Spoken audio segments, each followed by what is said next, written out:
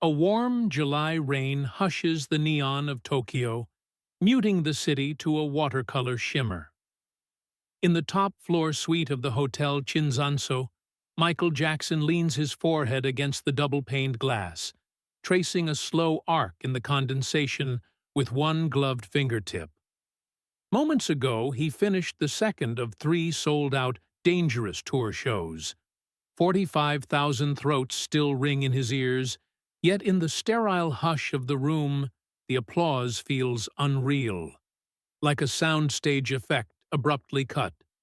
Behind him, a pyramid of unopened fan mail rises on the lacquered table, colorful envelopes, perfume-scented cards, packages wrapped in glossy ribbons, each a plea for attention he can never fully repay.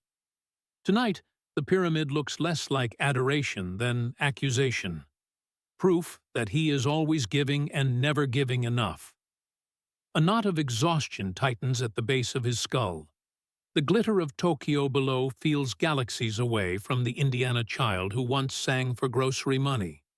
He turns, meaning only to shower and collapse, when a thin white rectangle slides beneath the door with the careful stealth of a paper sparrow.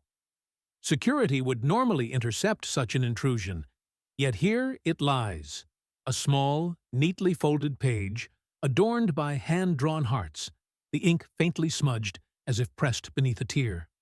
5 sentences, childish yet heartbreakingly precise, stare up at him. Michael, you are the only one left.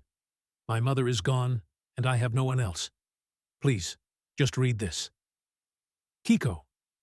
Fatigue evaporates. Behind the mask of superstar composure, a raw memory flickers. Yokohama, 1991. Paramedics hustling through a backstage gloom. A woman carried out. The show ordered to continue. Management had called it a fainting spell. The letter calls it something else. Heart hammering, Michael folds the page, tucking it close to his chest as though it might fracture.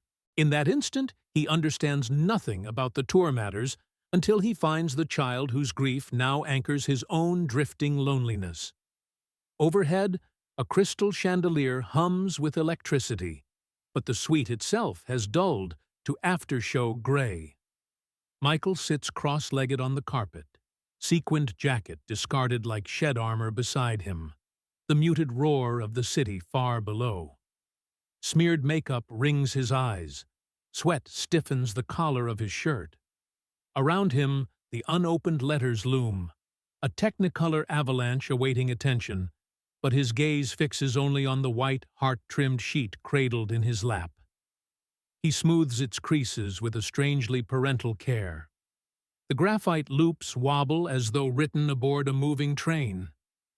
I was 7 when you sang Will You Be There? Mommy said you would protect everyone. She fell and never woke up. They said accidents happen, but accidents shouldn't happen to mommies. You are the only promise left. A tremor ripples through him. Images flash. His own mother, Catherine, wiping sweat from his 8-year-old forehead after interminable rehearsals. Joe barking orders, voice cracking like a starter pistol. Crowds chanting his name while he longed for a single afternoon of childish anonymity. Fame, he realizes, has made him custodian of thousands of children's dreams, yet left him starved for the simple shelter those dreams demand. Now, a 9-year-old girl in Yokohama extends to him not adoration, but an SOS, and he, a man accused of perfection, does not know if he can answer it. He rises abruptly. The sudden motion startles the mirror across the room. In its silvered surface, the reflection of the king of pop looks small, almost breakable. He grabs a plain black hoodie, chosen for invisibility rather than style, and slips it over his stage clothes. The white glove he peels from his right hand, folding it carefully, tucking it into an inner pocket as though storing away a persona. Then he empties the pyramid of mail into a hotel laundry bag, burying Kiko's letter at the center. Anyone searching later will see only indulgent fan worship. They will not suspect the single page that now dictates his next breath. A discreet knock. His personal assistant, Bill Bray, checking whether M requires anything before paparazzi stake out the exit. Michael opens the door only a crack, offers a rehearsed smile, and claims he is fine, just winding down. Bill accepts the lie. Fatigue makes it credible. As the hallway lights wink out behind footsteps, Michael pulls the letter from its hiding place, whispering the child's name aloud. Kiko. It feels fragile, like a bird landing on the palm. On the writing desk lies a silver fountain pen, engraved MJ. He clicks it open, meaning to draft some official reply, but the page before him wavers. How does one console a child whose mother died to the rhythm of his own heartbeat song? Words crumple under the weight of the question. Instead, he flips the letter to study the return address. A cramped line of kanji, half rubbed away, in an older district of Yokohama. Rain still whispers beyond the glass. Michael's gaze drifts to the skyline. Somewhere behind that curtain of sodium haze lives a girl who believes in him for reasons no concert can repay. Decision snaps through him like a spotlight flare. He reaches for the hotel notepad, writes a single instruction, car at the service entrance, 2 a.m., and slips it beneath the adjoining door to his traveling dresser, strong-armed but loyal. Cameras sleep at 2 a.m. Handlers assume he's resting. Tonight, he will trespass against the machinery built to protect and imprison him. Pacing the suite, he rehearses anonymity. Baseball cap low, surgical mask, common in Japan, pulled high, hood up. The transformation feels illicit, almost thrilling.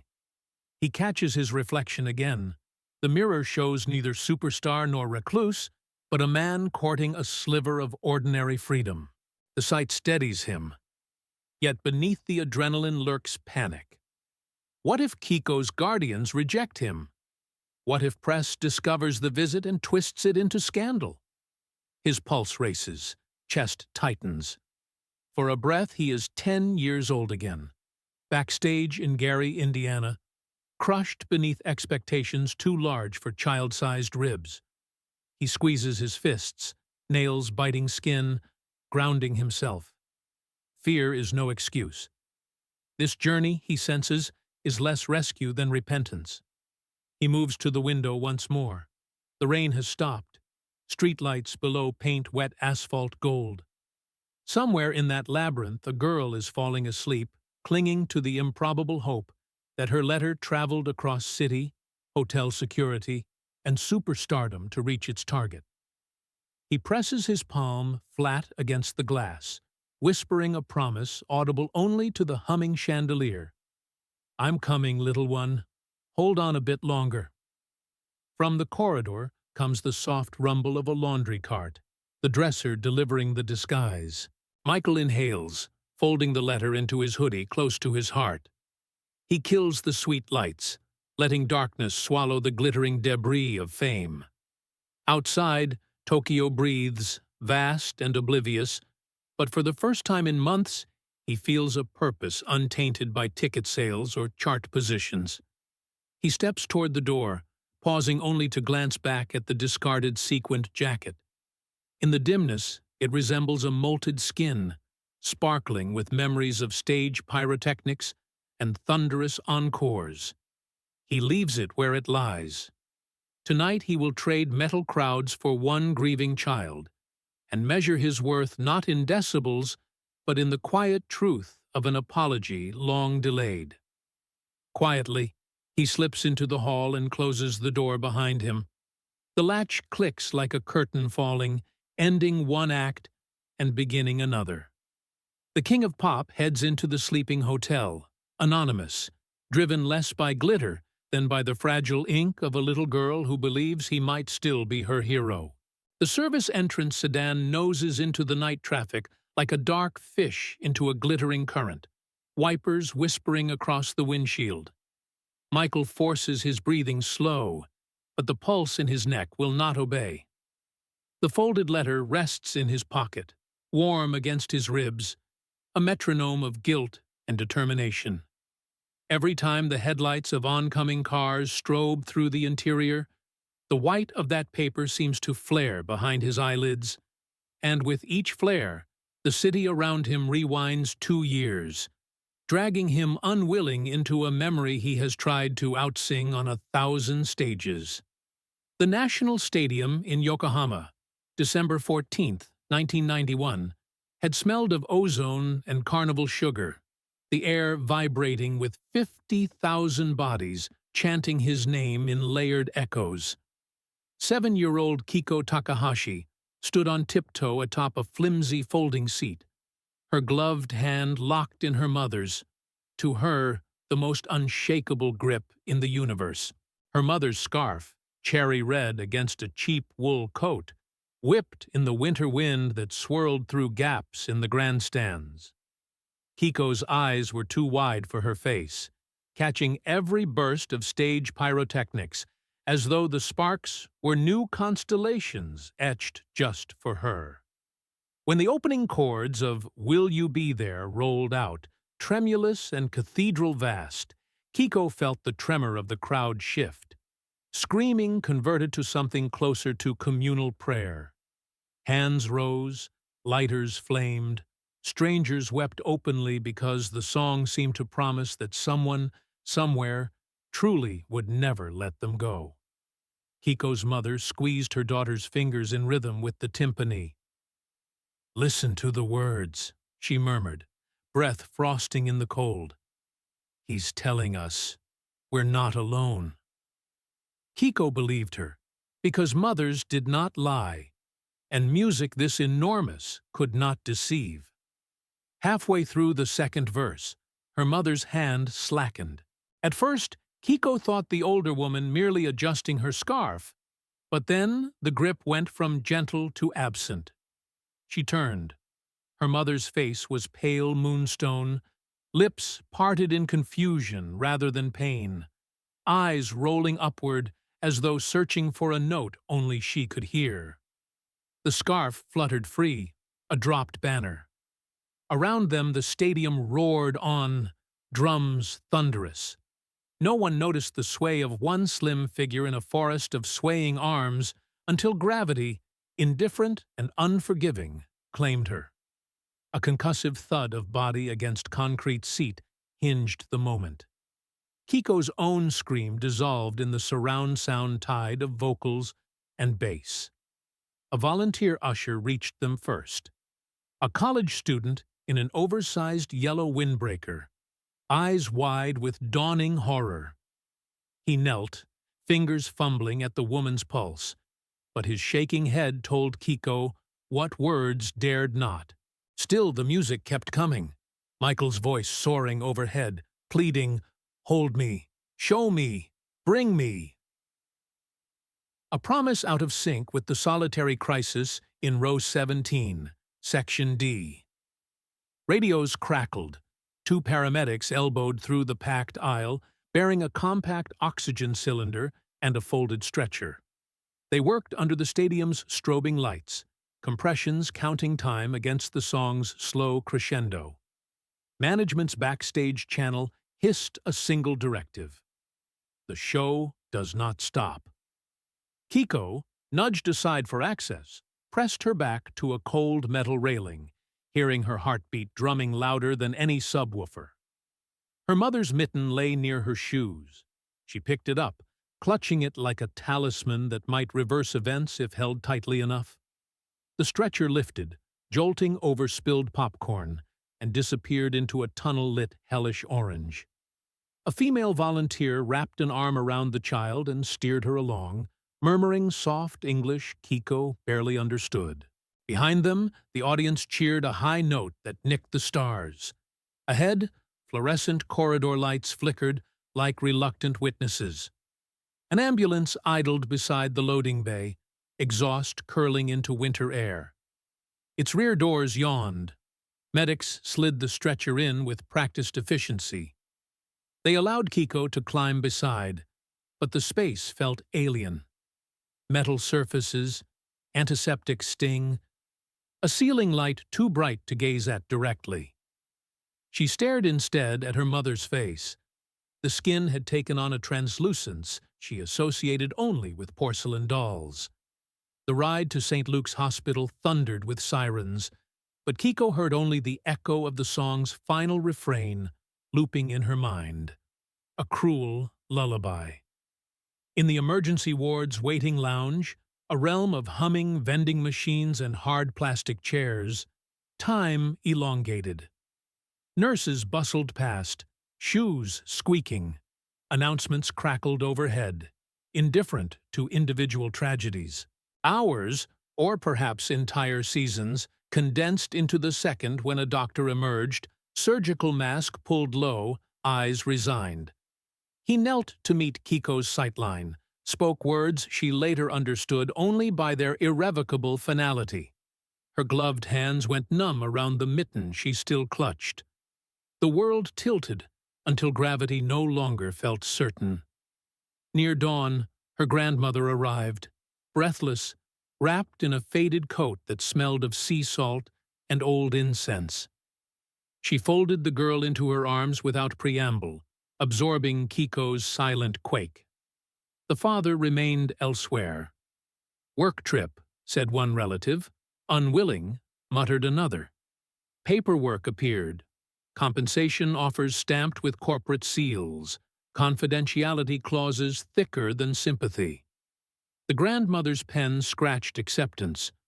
Hospital bills did not sign themselves. In the gray morning light, Kiko watched orderlies wheel her mother's covered form down a hallway that seemed infinitely long. No music, no applause, just the soft roll of wheels and the distant buzz of fluorescent tubes. With each rotation, a verse of "Will You Be There" unraveled inside her, the promise, now unkept, widening into vacancy. Later that week, Kiko stood by a modest crematorium furnace, the cherry-red scarf folded in her fists. Flames reflected in her eyes as the coffin slid forward, consuming both wood and certainties. She did not cry. Tears felt inadequate to translate a wordless catastrophe. Instead, she listened, half imagining strains of Michael's voice still echoing in the metal vents, an auditory ghost she both craved and loathed. When classes resumed, desks whispered rumors: concert tragedy, heart failure, stampede. None matched her private reel of images. The suddenly limp hand, the lost mitten, the cruel synchronicity of a protective anthem sung at the very moment protection failed. Nights afterward, she wrote letters she never mailed, asking the man on the posters why songs promise safety they cannot enforce. Each draft ended in crossed-out lines and smudged pencil tears, until yesterday, when courage or desperation sharpened resolve, and she penned the version that found its way beneath a Tokyo hotel door. Memory ruptures. Back in the sedan, Michael startles as the driver brakes at an intersection, neon reflections sliding across the windshield like severed film reels. His chest tightens. He realizes his own knuckles whiten around the door handle. The flashback has left a metallic taste of adrenaline on his tongue.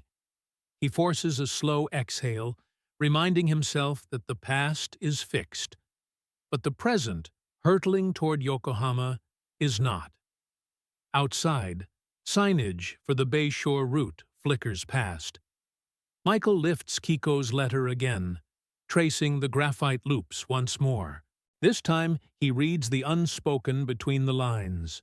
A child demanding not restitution, but an honest answer to a hymn gone hollow.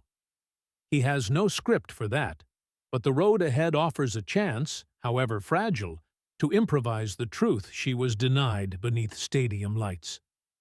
The sedan merges onto an empty highway ramp, city glow falling away behind them. Michael closes his eyes, listening not to concert memories, but to the quiet thrum of tires. A simpler rhythm, human-scaled. In its steadiness, he finds a vow forming, silent yet immovable. I could not stop singing then. I will not stop listening now. Tokyo's sky has paled from ink to pearl by the time Michael realizes he has been reading the same paragraph for nearly an hour. He sits barefoot on the carpet, knees drawn up, the suite around him littered with the detritus of celebrity. Half-zipped wardrobe trunks, a crystal fruit tray barely touched, a fax machine that still spits interview requests like a malfunctioning metronome. Kiko's note lies open on his thigh, its child-sized sentences now softly illuminated by dawn. He studies every stroke, as though the graphite were a topographical map, capable of leading him across the gulf between his fame and her loneliness. A low rumble from the city below reminds him of backstage monitors during stadium shows, constant, powerful, indifferent. Somewhere inside that ocean of neon, another child is waking to a life stripped suddenly of its orbiting star. The thought snaps him back to his own vanished mornings in Gary. The smell of sawdust from Joe's rehearsal room, the rasp of his mother's sewing machine repairing stage costumes long after midnight. Back then, applause was an imagined thunder they chased with desperate resolve. Yet even at 8 years old he had sensed the barter taking shape. Each successful performance cost him playtime, birthdays, the luxury of losing a stickball game without a televised audience. Childhood, he knows, is a vanished country he never properly inhabited. Now, a 9-year-old is writing him from its burning border. He folds the letter with careful precision and slips it into the kangaroo pocket of a plain gray hoodie. The garment smells faintly of detergent, unfamiliar, and therefore safe. Across the room, the mirrored closet door reflects a silhouette few would recognize. Sweatshirt, black jeans, surgical mask, ball cap tugged so low the brim practically brushes his lashes. Only the eyes remain unmistakable. But in a city of 12 million, even that detail may blur into anonymity. He finds the illusion comforting and terrifying in equal measure. For the first time, he is venturing out not to be seen, but to see. The hotel corridor yawns silent. At this hour, even the security rotation has thinned. A single guard dozes outside the service elevator, head nodding like a wilting sunflower. Michael pads past on sock-soft feet, heart thudding louder than his footsteps. He can almost hear his manager's outrage predicting headlines. Jackson disappears before Osaka show. But the imagined scandal fails to deter him. Each step feels privately monumental, as though he were sneaking away from the gravitational pull of his own legend. In the loading bay, he pauses, sheltered by the metallic smell of diesel and wet asphalt. A lone taxi idles at the far end. Early morning airport run, driver leaning over a sports tabloid in the glow of the dashboard. Michael approaches, lifting his mask just enough to speak. The man looks up, startled by the American accent delivered in a whisper. "I need to get to this address in Yokohama," Michael says, sliding a handwritten note across the window gap. "No motorway cameras if possible. I'll pay whatever the meter dreams of." The driver's eyebrows rise, perhaps recognizing the voice more than the face, but he nods. "Hi. Back road is longer. You don't mind?" "I prefer it." Before sliding into the rear seat, Michael scans the lot. No paparazzi, no crew, only the hush of neon tubes buzzing above loading docks. For a fleeting second, relief loosens the knot at the base of his spine. The door clicks shut. Freedom, such as it is, smells of vinyl upholstery and stale cherry air freshener. The taxi rolls out, threading side streets lined with shuttered ramen stalls and vending machines that blink friendly, yet vacant. Tokyo at dawn feels like an enormous stage after the curtain drop. Sets still in place, characters off book, silence holding its breath. Michael leans his forehead to the glass, letting the cool vibration steady him. He thinks of Kiko's grandmother, an elderly woman he has never met but already imagines stooped under the weight of grief and unpaid bills, and of the girl herself, likely curled beneath a futon with memories too loud for sleep. He pictures offering her nothing theatrical. No backstage pass, no sequined glove, just the truth that somebody finally heard her. A sudden flutter of panic shorts his breathing. The scenario unfurls. Traffic delay. A fan glimpses him through the window. A photo splashes across morning editions. The fragile mission collapses beneath gossip's bulldozer. His pulse accelerates. A lifetime of spotlight drills his instincts to hide, to retreat behind handlers and pre-written statements. He clasps his hands, feels the tremor he once fought before every performance, but this time, no manager looms to massage his shoulders and murmur, "You've done this 1,000 times." This time, the stage is unpredictably human. The driver glances in the mirror. "Daijobu, sir?" he asks, voice gentle. Michael forces air into his lungs, nods. "Keep driving, please." Outside the window, the metropolis thins, high-rises giving way to warehouse districts painted in sodium orange. Freight cranes stand idle like colossal origami. Michael's thoughts drift to his own father, Joe's commanding baritone, the relentless drills that forged perfection and fractured innocence in the same blow.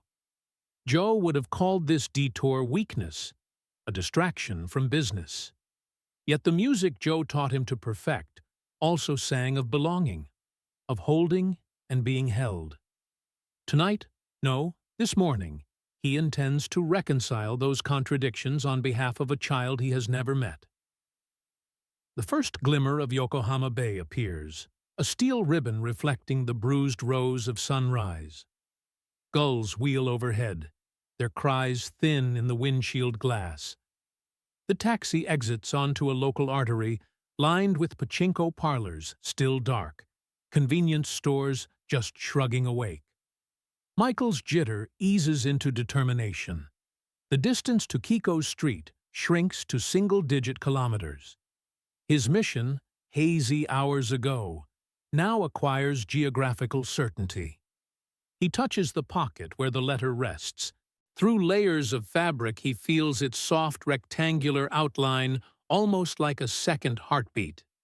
Connection, he realizes, doesn't require shared blood or even shared language, only the willingness to occupy another's pain long enough to lighten it. The concept glows within him, fragile yet incandescent, eclipsing the dread of newspapers or tour schedules.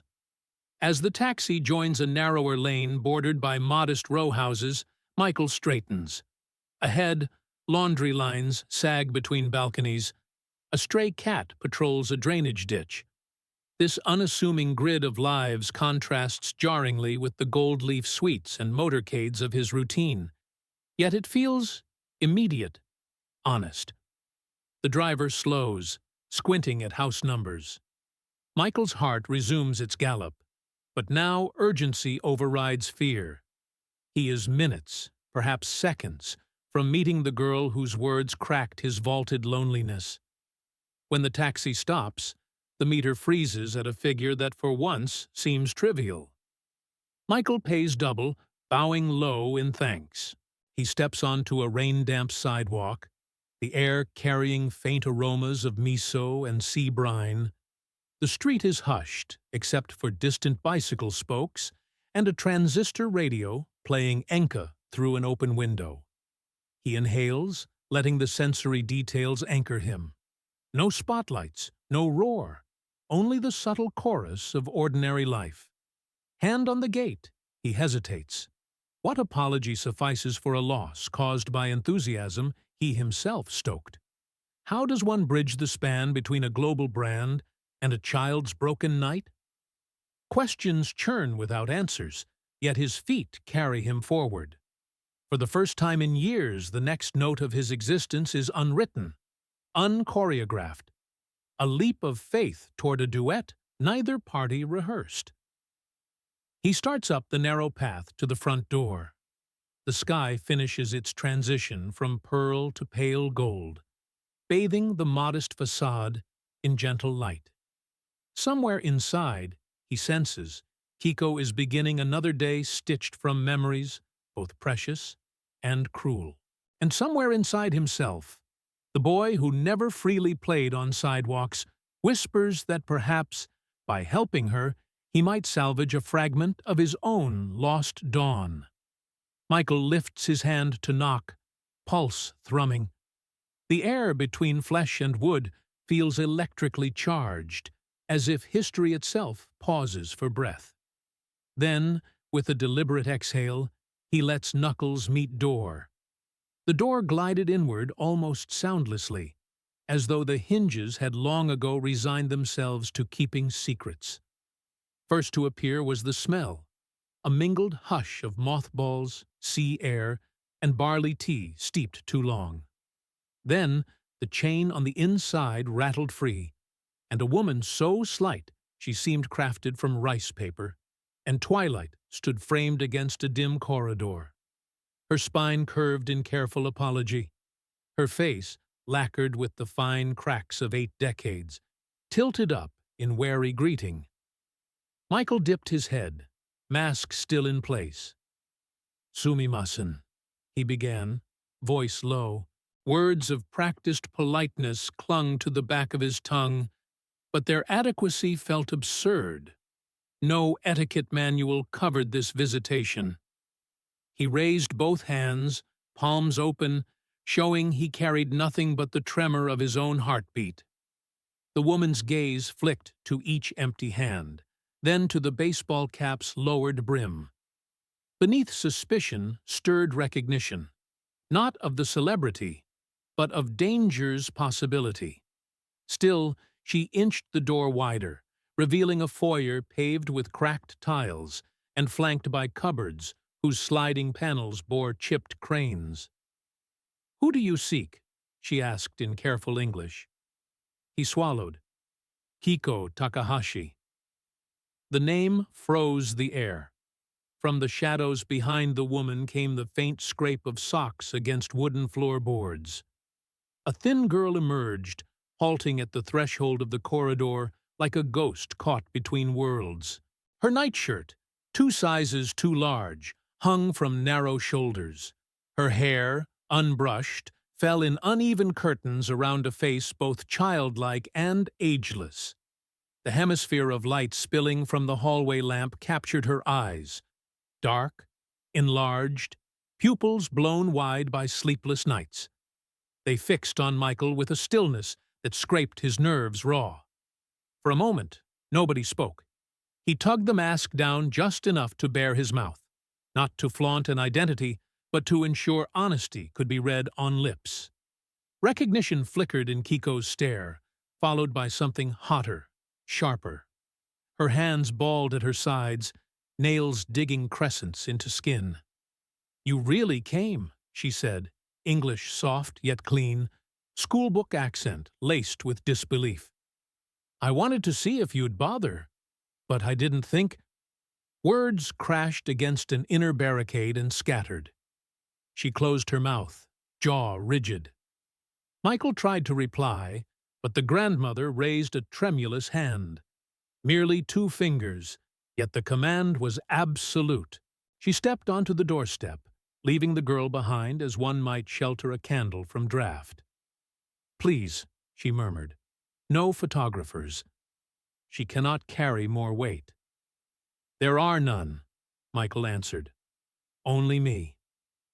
The sentence felt fragile, inadequate to the burden it proposed to lift. The older woman assessed him a beat longer, then gestured him inside with a tired motion, as though ushering in weather that would enter no matter the door.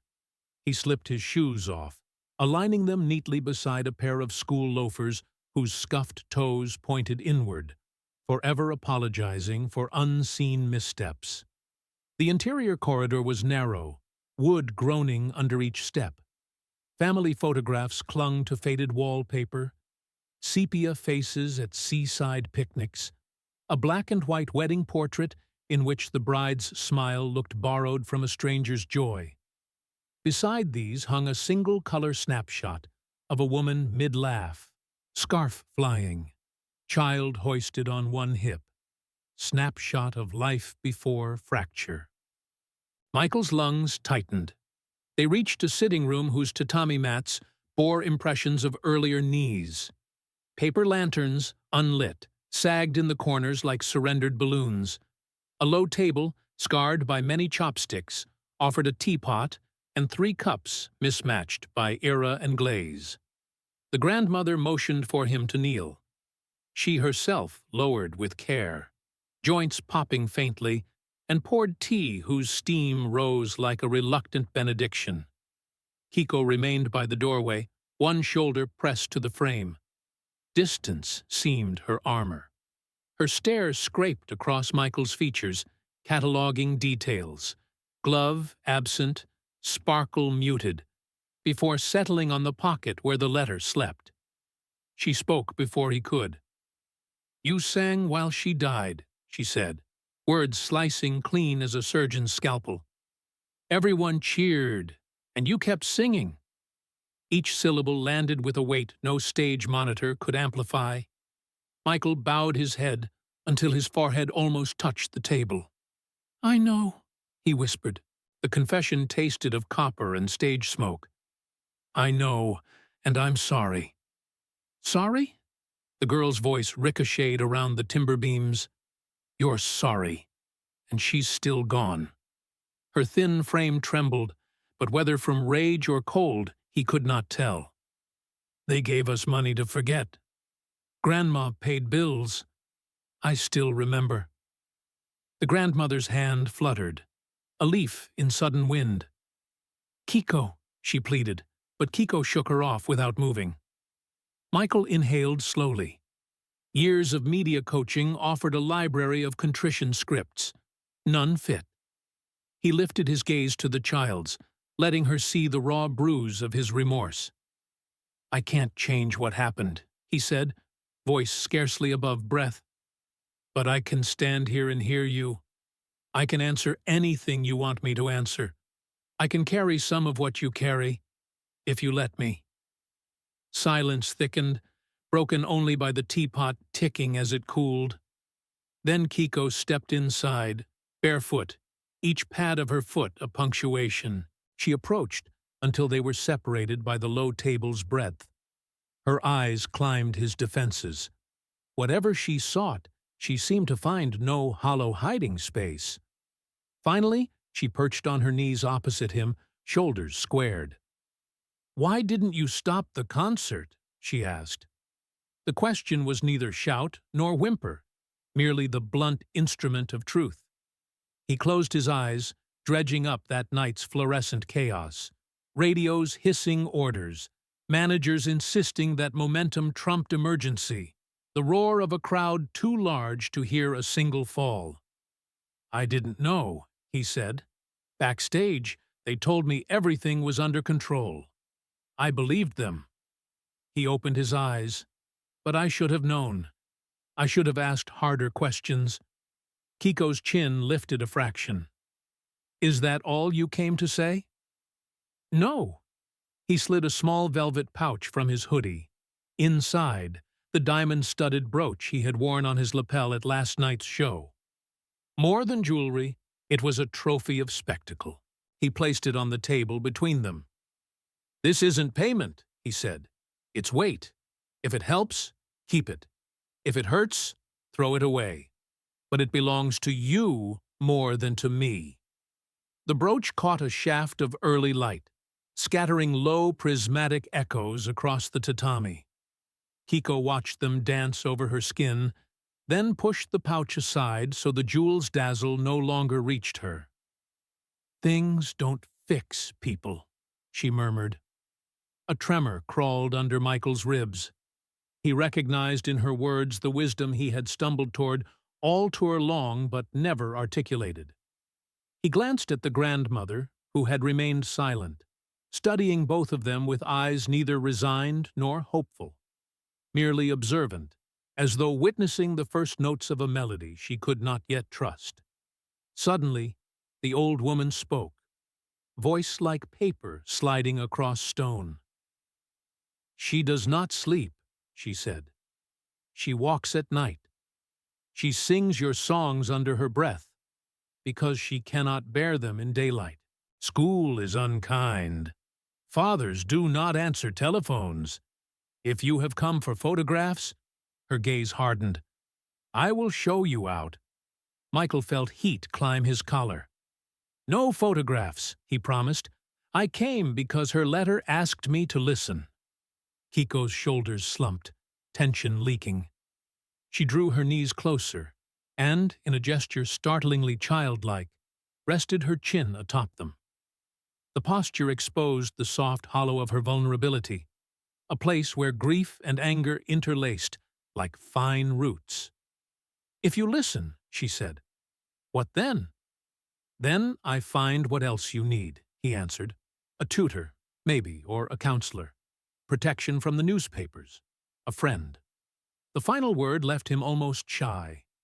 Friendship, for him, had long been currency spent on entourages. To offer it now felt both daring and necessary. Kiko examined the idea as though it were a seashell whose whorls hid surprises. She exhaled. "Friends keep promises," she said. "Promise you'll come back tomorrow. No cameras, no suits, no managers." "I promise." The vow etched itself against the soft lining of his heart. She unfolded her legs, rising with the abrupt decision-making velocity of children. "I have school soon," she announced, half to herself.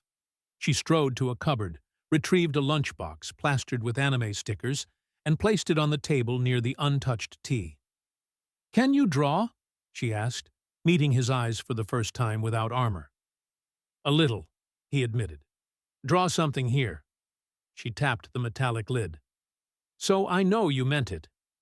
He reached for the pen clipped inside his hoodie. On the lunchbox's lid, he sketched a small open hand cradling a sapling, whose leaves burst into music notes. The drawing was simple, almost naive. Yet, as the lines formed, he felt the weight of the stadiums fall away, replaced by the delicate gravity of this moment. He signed only with an M, plain, unadorned. Kiko examined the sketch, then nodded. Approval granted provisionally, like a visa stamped for limited entry. She turned to leave, pausing at the doorframe to issue a final decree. "If you break the promise, the tree dies." Then she vanished into the hallway. The grandmother lifted the tea to her lips, sipping with eyes that glistened but did not spill. She set the cup down gently. "You see," she whispered, "she is still capable of conditions. That is hope." Michael's breath caught. "I won't break it," he said. Not to her, not to himself, but to the invisible ghost of a woman in a cherry-red scarf, who must be listening from somewhere beyond spotlights. The old woman rose, joints clicking like closing clasps. At the doorway she stopped, hand on the frame. "If you truly wish to help," she said, "remember that she hates the song that betrayed her. Bring her music untouched by that night." She regarded him across the dim room, where prism light had faded. "And bring patience." He nodded. "I'll bring both." Outside, morning had fully unfurled. Broom-bright sunlight sweeping alleyways, vendors clattering shutters open, the city's pulse resuming its diurnal cadence. Yet in the quiet yard, beneath laundry lines that stirred in salt wind, Michael felt an unheard chord resolve. The door behind him clicked shut, but the promise within him flared brighter than any stage firework finale.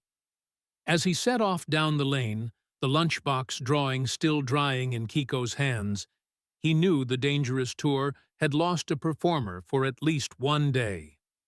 In his place walked a man newly apprenticed to compassion, learning the choreography of keeping a sapling alive. Room 703 sat at the far end of a hushed executive wing, a crescent of hallway lights dimmed to night mode amber. Bellhops wheeled in a borrowed futon for the grandmother, extra pillows for the child, and a portable Yamaha keyboard Michael had requested without explanation.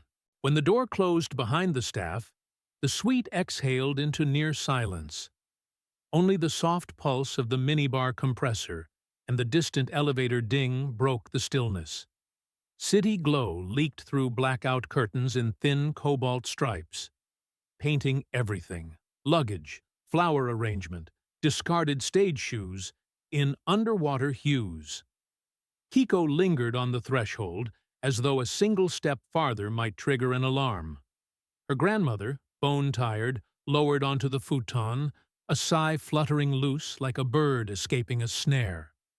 Michael knelt to untie the child's shoelaces, Converse, frayed at the toes, then stood, hands gentle on her shoulders.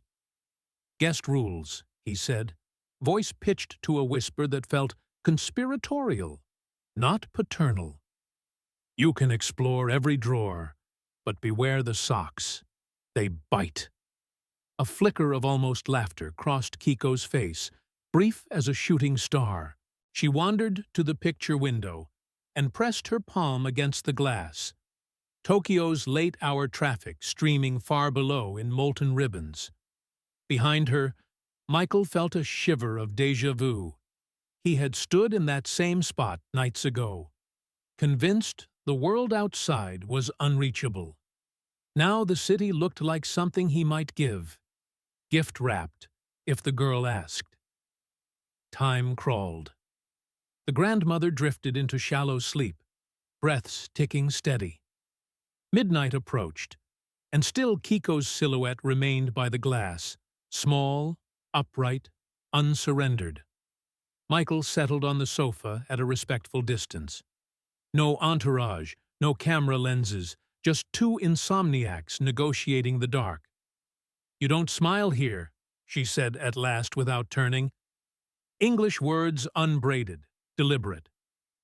"On stage, you smile all the time. Big. Like you are made of light. Why hide it now?" He considered honesty's weight and decided she could lift it. Rising, he walked to the vanity, removed the baseball cap, then the fine mesh hairpiece beneath.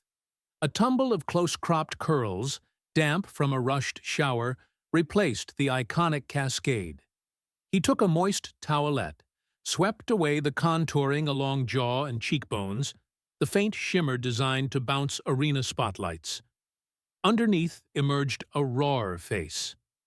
Angles softer, pores visible, eyes ringed by unpowdered fatigue. He turned so the dim window light hit him full. "This is how I look when no one's selling tickets," he said quietly. "Crowds prefer the other fellow." Kiko studied him, as a botanist might a rare plant long rumored but never seen. Something unlatched behind her stern expression. Not a smile, but a lessening of tension deep in the eyes. She padded to the coffee table, where a room service tray held untouched chamomile tea. "Grandma says performers are two people," she murmured, lifting the cup. "One they rent to strangers, one they hope to keep." Steam curled between them, scented faintly with citrus peel. "Your grandmother is wise," Michael replied. It was easier to meet her gaze now that paint and wigs were gone. The playing field felt closer to level. She set the cup down, untouched. "After Mama, I never cry," she confessed, words barely above the carpet's silence.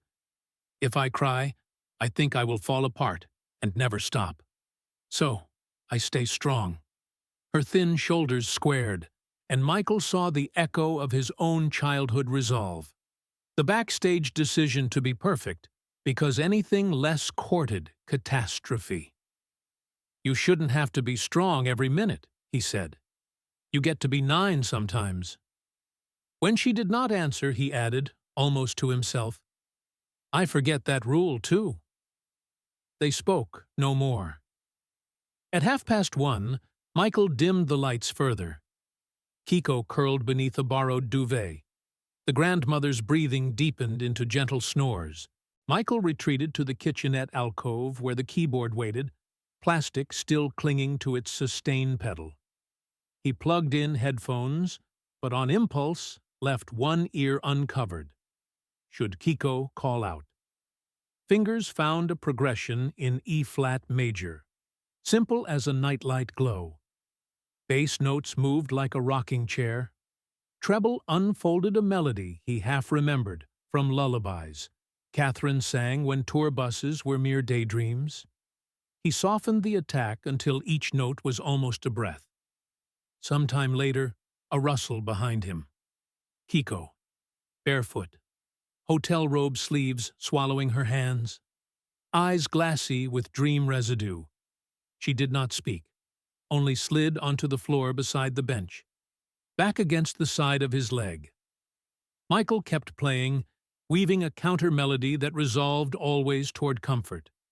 The child's head tipped sideways until it rested against his shin. Her lids drooped, lashes quivering. Minutes, or whole galaxies, passed. When her breathing steadied into sleep, he eased his foot off the pedal. The final chord faded, barely a ripple in the hush. Michael gazed down at the fragile weight leaning on him and felt a fissure in his chest he hadn't admitted since his own childhood dressing rooms. No spotlight, no applause, only the profound privilege of proximity to another heartbeat. He gathered Kiko carefully, carrying her to the second bed. She stirred, mumbled something indecipherable, and gripped a fistful of his t-shirt until he slipped free as gently as a doctor removing a bandage. Tucking the duvet around her, he left one bedside lamp at its lowest setting, a tiny dawn to ward off nightmares. The grandmother turned in sleep, face easing when she sensed the child beside her. Michael returned to the window. Tokyo's skyscrapers now flickered with early morning cleaners, their lights dotting the dark like cautious stars. In the reflection, he saw his unadorned face, and, behind it, the sleeping forms. A question rose, unrelenting. Am I healing her, or patching my own fractures with borrowed innocence? He had no answer, yet the room felt lighter, as though grief itself paused to watch the calm. He moved to an armchair, pulled a hotel notepad onto his lap, and began sketching bars of the lullaby. Working title Room 703. It was lullaby and confession in one, a promise written in quarter notes that tomorrow's daybreak would find them still together, still trying. Outside, the first hint of dawn edged the sky. Within, trust, tender, tentative, shimmered like that pale horizon. Not yet morning, but undeniably more than night. Morning announced itself with a flashbulb. Michael had barely ushered Kiko and her grandmother from the back seat of the hotel sedan when a lens, glinting like a sniper's scope, caught the girl's startled face. A shutter rattled. Then another. Two freelancers who had staked the service entrance all night, bored and half asleep, jolted into predatory animation. Their motor drives stitched the dawn air with metallic clatter as the trio hurried through the staff door. The lobby's buffered silence closed behind them, but the damage was done. 5 seconds of exposure, one frame sharp enough for a front page. Upstairs, the suite that had felt sanctuary hours earlier now thrummed with incoming calls. A fax machine screeched awake, disgorging copy-paper snakes of tabloid mock-ups. Who is MJ's Midnight Angel? Mystery Child in King of Pop's Hotel. Each headline arrived before Michael finished pouring orange juice for Kiko, who perched at the dining table tracing the condensation on her glass as though it were a maze. Her grandmother kept eyes lowered, both hands cupped around tea that had gone tepid. A knock, no, a barrage, echoed. Bill Bray stepped in without waiting for permission. Face flushed the color of rehearsal hall brick.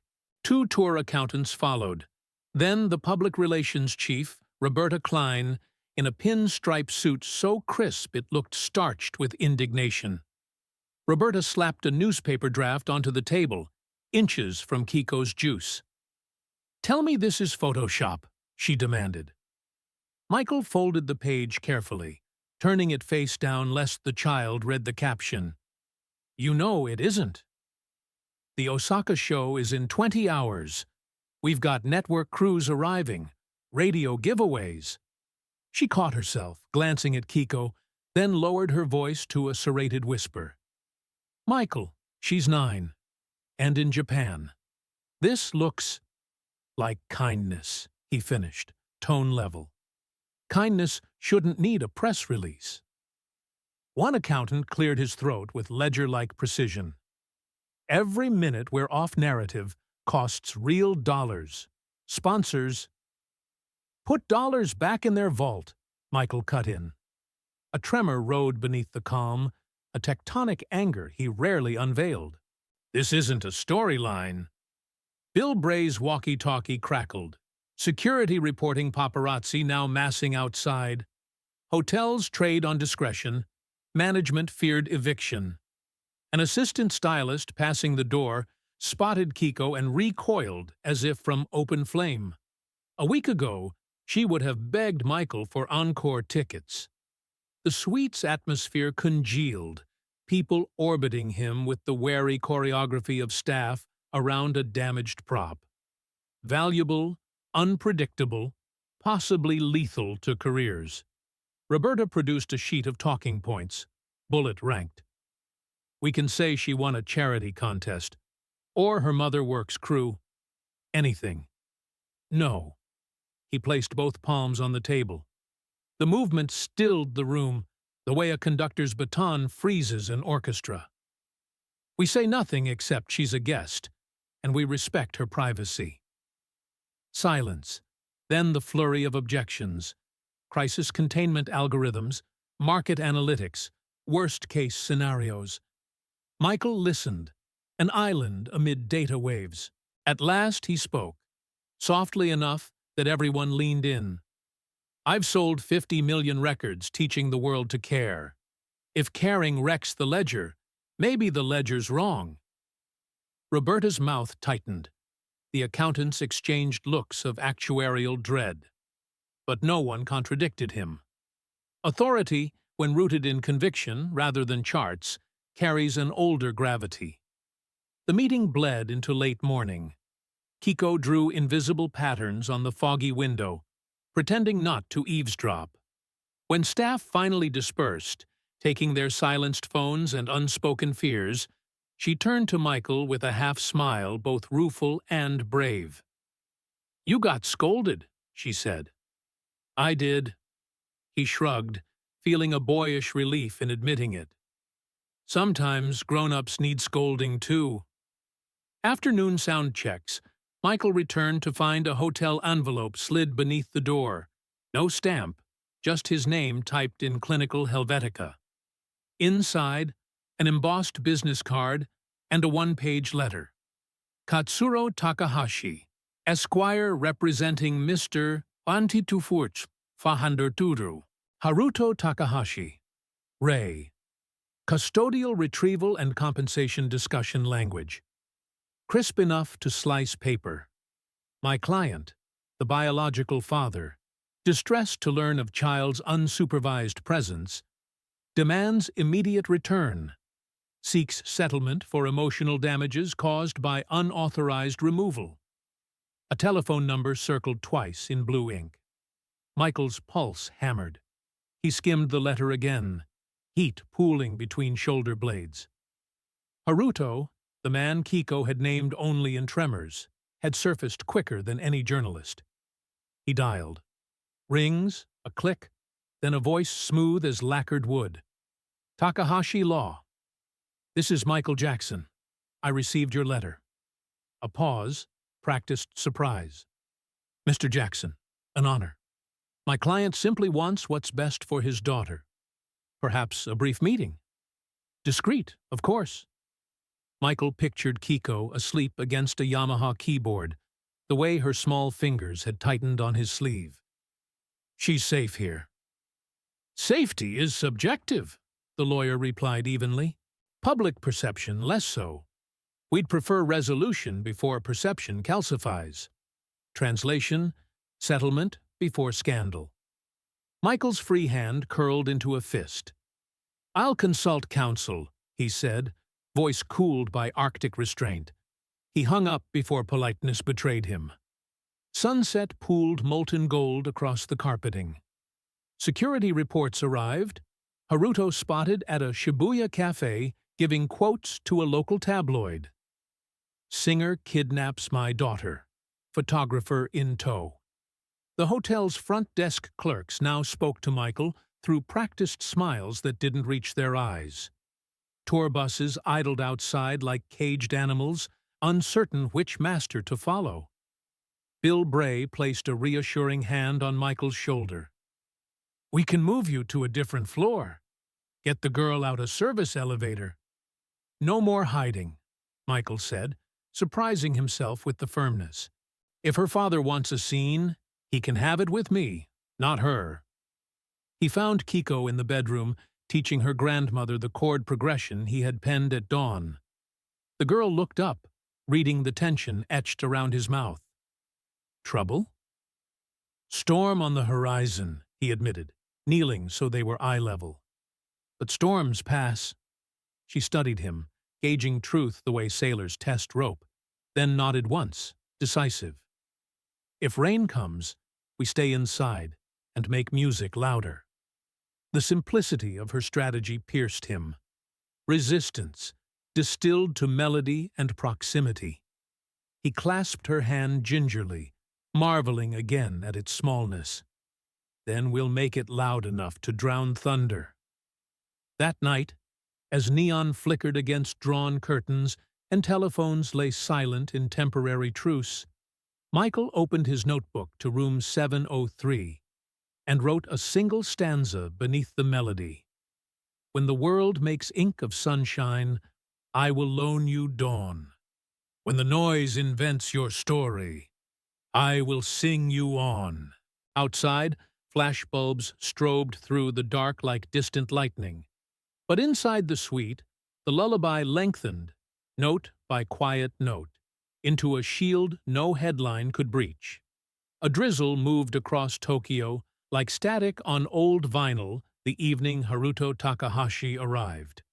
Management secured Conference Suite B on the 32nd floor, high enough to discourage paparazzi telephoto lenses, low enough that the father could not claim intimidation by altitude. Michael chose a seat at the end of a lacquered table, back to the windows, so he would register every flicker of expression on the man who until now existed only as a dread in Kiko's memories. At 18:07, the door opened with concierge politeness. Haruto entered first, no lawyer in tow today, dressed in a charcoal suit that caught the low light like brushed graphite. He carried no briefcase. Instead, a single white lily lay in the crook of his arm, stage prop purity.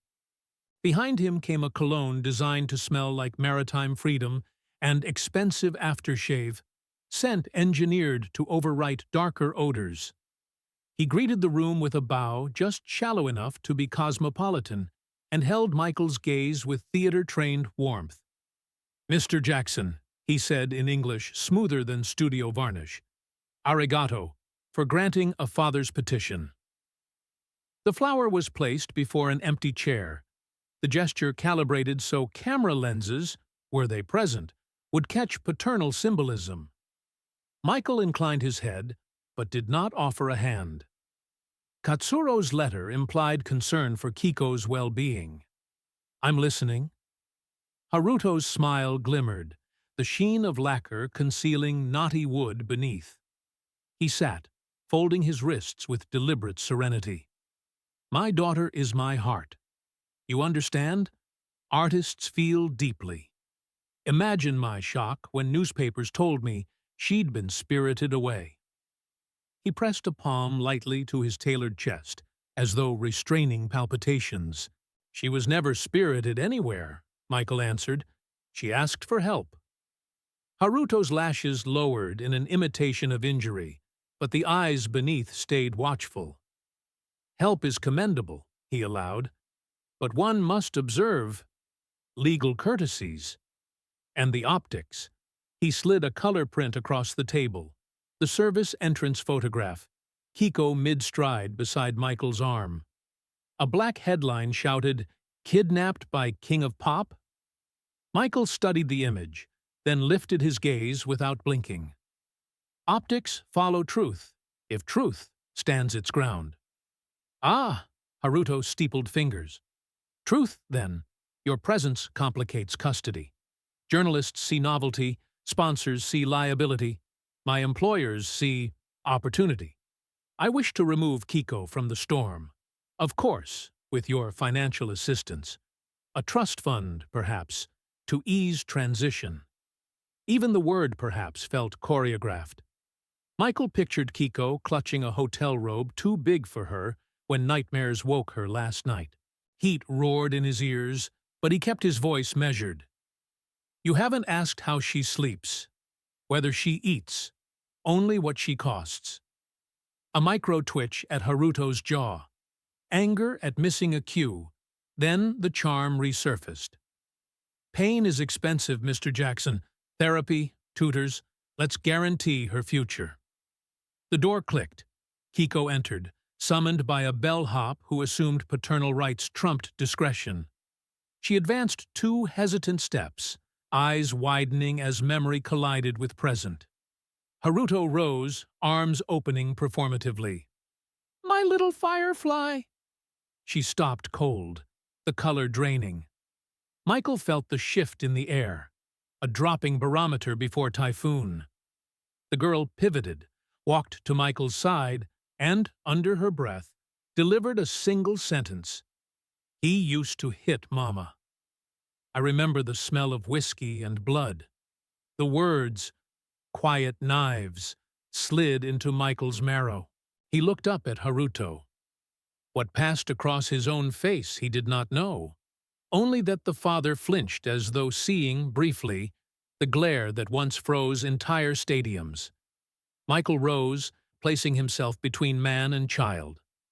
Haruto's smile faltered, but repinned itself. "Children misremember. Trauma invents monsters." He addressed Kiko directly, voice honeyed. "Sweetheart, come." Kiko's shoulders pulled inward. Michael caught the motion and spoke, steel over velvet. "This meeting is concluded." Haruto's facade cracked just enough to show rust beneath guilt. "I will inform the press you refuse reunion," he hissed. "They adore a narrative of stolen innocence." Michael's reply was a simple nod toward the door, an usher's cue exiting a stage. Haruto collected the lily, thrust it into his breast pocket stem first, and left, cologne lingering like a false alibi. By nightfall, the hotel lobby screens glowed with breaking news. Singer snatches daughter. Father pleads for justice. Haruto, framed by reporters outside a jazz bar, dabbed a staged tear while brandishing the lily, now wilting under camera lights. Security hustled Kiko through staff corridors. Michael followed, fury simmering beneath measured breaths. He pictured his own father's belt, the studio headphones he had used as barricade, and felt a protective resolve harden to diamond. After rehearsal run-throughs and a wary dinner, he returned to Suite 703 to find it empty. The bathroom light off, futon untouched, balcony door closed. Panic detonated. Bill Bray mobilized guards to comb every floor. Elevators were frozen mid-service. Stairwells checked twice. Finally, a housekeeper reported a fire exit door ajar on the roof level. Michael took the stairs 2 at a time. The rooftop wind slapped him with city-scented grit. Neon billboards below pulsed crimson and indigo. A safety railing traced the perimeter like a half-hearted promise. At the far edge, Kiko stood on the narrow ledge outside the rail, knees locked, hair whipping across her face. One gust, one slip. He approached slowly, shoes scraping concrete so she would not startle. 10 feet away, he stopped. "The wind here tells lies," he said, voice pitched just above the turbine's hum. "It says you're alone. You're not." She did not glance back. "I don't belong to anybody," she answered, tone steady, almost analytical. "Not Mama, not Grandma, not you. And him, never him." Michael's fingers ached to grab, but distance is dialogue. "Belonging isn't possession," he replied. "It's a bridge. You can walk off if it breaks. But tonight, it's still here. I'm here." A taxi horn wailed far below. Wind fluttered her nightdress like a surrender flag no one yet claimed.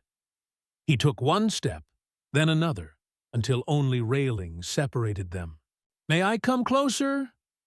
She nodded, a bamboo reed in storm. Michael slipped through a service gate in the fence, joined her on the precarious parapet. Concrete narrow as a balance beam, 60 stories of midnight breathing beneath. He did not look down. Instead, he offered the simplest currency he possessed: quiet presence. Kiko's voice returned, no louder than a cracked shell. "When Mama died, he told reporters she was careless. Now, he says I'm stolen. Words switch costumes, but they hurt the same." He inhaled shards of city air. Words can be weapons, but they can be shields too. Tonight, your word is free. You choose where to stand, and with whom. She closed her eyes.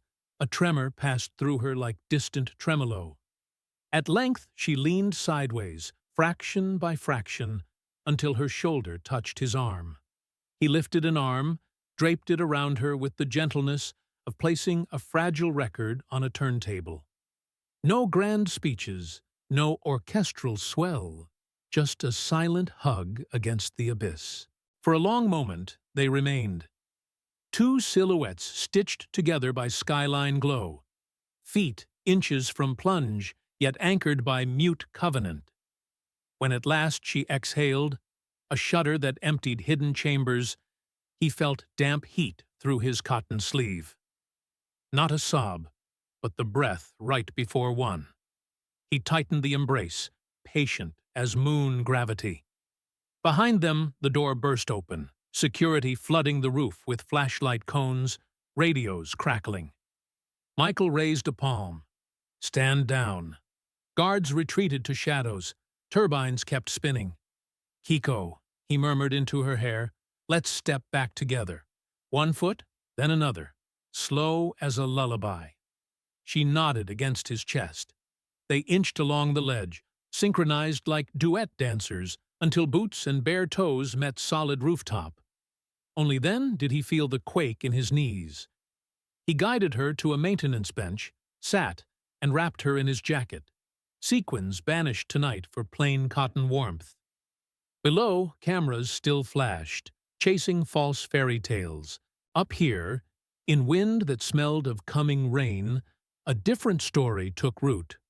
One without contracts or headlines, written instead in the silent vocabulary of an arm around a shaking child who finally allowed herself to tremble. The train slid south from Tokyo like a brushed steel brushstroke, leaving tabloids, limousines, and rooftop nightmares behind. By the time it entered Kyoto Prefecture, mountains crowded the windows, ink-green ridges dappled with early summer mist. Michael had reserved the last car, curtains drawn, fluorescent lights off. The compartment breathed only the hush of rails and Kiko's soft astonishment. She pressed her forehead to the glass each time a cedar forest parted enough to flash a stream or pagoda roof. Beside her, the grandmother dozed, weighted by days of adrenaline. Michael leafed through property papers that smelled faintly of camphor and decades-old lacquer. The villa awaited on the outskirts of Arashiyama, tucked behind a bamboo grove where cicadas rehearsed a single hypnotic chord. Built in the Taisho era for a silk merchant's wife who adored Western novelties, it blended shoji doors with stained glass transoms, tatami corridors spilling into a sunken drawing room paneled in mahogany. A koi pond encircled an island of irises. Beyond the far wall, a pocket orchard bowed beneath ripening yuzu. When the taxi doors opened, humidity greeted them like warm breath, scented with stone lantern moss and river silt. Kiko stopped at the vermilion gate. "It's too quiet," she whispered. "Quiet is just music before it's born," Michael replied, keys chiming in his palm. She considered that, then slipped her hand into his, and the gate accepted them both with a reluctant groan. Inside, afternoon light painted lattice shadows across parquet floors. Michael had asked his staff to remove every trace of tour glamour. No posters, no platinum records, only blank canvases, watercolor sets, a shelf of picture books in English and Japanese, and the Yamaha keyboard, now positioned before a window that framed the mountains like a mural. In the library, an early edition vinyl of Debussy's Children's Corner spun on a gramophone, dust hiss weaving through the piano phrases. It was the first space Michael had inhabited in years that contained potential instead of expectation. They began with color. Kiko sat on the veranda, feet dangling above a carpet of raked white gravel, while Michael showed her how to coax a circle out of the irregularity of watercolor. "Let the paper drink first," he said, dampening fibrous rice stalk until it bloomed. She laughed at the phrase, then guided a wash of indigo into the wet, watching capillary magic feather the edge. By sunset, the veranda rail was hung with their studies, a skyline of notes floating above a stave-like horizon, a koi whose tail dissolved into treble clefs, and a half-finished portrait of a cherry-scarfed woman surrounded by negative space, waiting for words. Evening ushered in fireflies and the smell of cedar smoke from a neighbor's hearth. Michael set 2 floor cushions before the keyboard. "If we're building a new world," he said, "it needs an anthem." He played the opening phrase of Ben, a melody that once dignified a movie rat, but, in the right throat, could sanctify any outsider. Kiko listened, brow furrowing in concentration. When he stopped, she placed her small hands on the keys and repeated the phrase flawlessly. Semi-quavers balanced, vibrato implied though the keyboard could not voice it. Michael's eyes widened, and she startled, mistaking surprise for critique. "Perfect pitch," he breathed, awe softening into wonder. "That's a gift people chase for lifetimes." Kiko shrugged, almost embarrassed. He tried a trick, modulated upward a half-step mid-phrase, then asked her to sing. She adjusted instantly, voice pure as mountain spring water.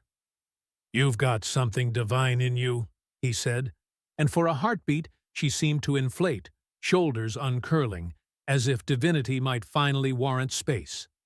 They spent the next hours layering harmony, Michael taking lower thirds, Kiko gliding above.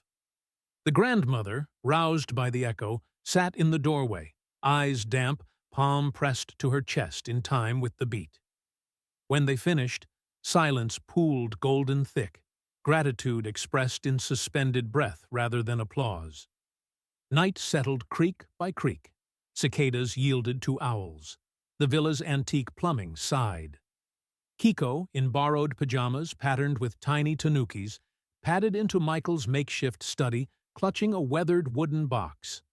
She set it on the tatami, lid trembling under hesitant fingers. "I found this in Grandma's wardrobe," she whispered. "Mama's things." Inside lay spiral notebooks bound with twine, pages foxed at the edges, perfume faded to ghost. Kiko opened the top volume. Cracked spines breathed stories into the room. Some pages held grocery lists. Others pressed ginkgo leaves. But near the center, a sealed envelope bore a date 2 months before Yokohama and a single line in gentle hiragana. For Kiko, if I cannot sing you safe. Kiko passed the letter to Michael as though it were flame. He unfolded it carefully, each crease releasing another measure of the woman's handwriting, loops elegant yet practical. My blossom, if the world steals my song away, promise me one thing. Find the place where you can be a child again. You will know it when paint smells like new rain and music doesn't boast, but listens. Let your heart choose guardians who remember lullabies, not headlines. Trust love that arrives without invitation and stays after the curtain falls. Mama Kiko's breath caught on the final word. She glanced about the lamplit study, the scattered paints, the still vibrating keyboard, the absence of flashing bulbs, and tears pooled, silent, brimmed but did not spill. Michael saw the tightness in her throat, felt his own eyes sting. He folded the letter back along its original lines, smoothing it flat with reverence, and returned it to her hands. "Does this feel like that place?" he asked, voice grainy. She surveyed the room, then the moonlit corridor beyond, where her grandmother's silhouette rocked gently in a wicker chair. At last, she nodded. "Almost," she said. "Almost enough." "Then we keep building," Michael promised. "Walls of melody, windows of paint, doors that only open to kindness." Outside, the pond carp rippled the moon's reflection into silver ribbons. Inside, a girl with perfect pitch tucked her mother's letter beneath her pillow and lay down listening to the hush between tree frogs. Somewhere in that hush drifted the first draft of a lullaby yet unwritten, waiting for dawn when marble silence would turn into music again. The Gulf Stream touched down at Van Nuys just after dawn, its silver skin fogged by Pacific haze. Los Angeles greeted Michael with a breath of jet fuel warmth and the low bray of distant sirens, an urban fanfare that felt neither hostile nor welcoming, merely watchful. Kiko stepped onto the tarmac, gripping the straps of a canvas backpack twice her size. The grandmother, still pale from the long flight, followed behind a lawyer who clutched folders stamped with both American and Japanese seals. Everything about the transfer was letter-perfect: visas, custody waivers, embassy stamps. But paperwork could not muffle the click of a paparazzo shutter 2 hangars away. The lens snagged a single frame of the trio boarding an unmarked SUV. It was enough. By the time the convoy curved through the stone arch that read, "Welcome to Neverland," tabloids were already drafting headlines. Michael tried to shake the premonition. Peacock feathers from the ranch's gate birds drifted across the gravel. A pair of llamas ambled to the fence, blinking curiosity. "Home base," he announced, forcing a brightness he did not feel. Kiko gazed at the Ferris wheel in the distance, its pastel gondolas stilled at this early hour, then back at him with an expression equal parts awe and worry, like a refugee invited into a cathedral that might collapse if she breathed too hard. The guest house assigned to her sat at the edge of an oak grove. Inside awaited fresh linens, printed with constellations, shelves of bilingual storybooks, even a small upright piano whose keys had been tuned that morning. Kiko traced a finger across middle C, letting the note shimmer in the empty room. "It's yours," Michael said. "You can repaint the walls if the stars feel lonely." She answered with a shadow of a smile, thin but real. A first anchor dropped into unfamiliar soil. For 3 days, life unfolded in hushed routine.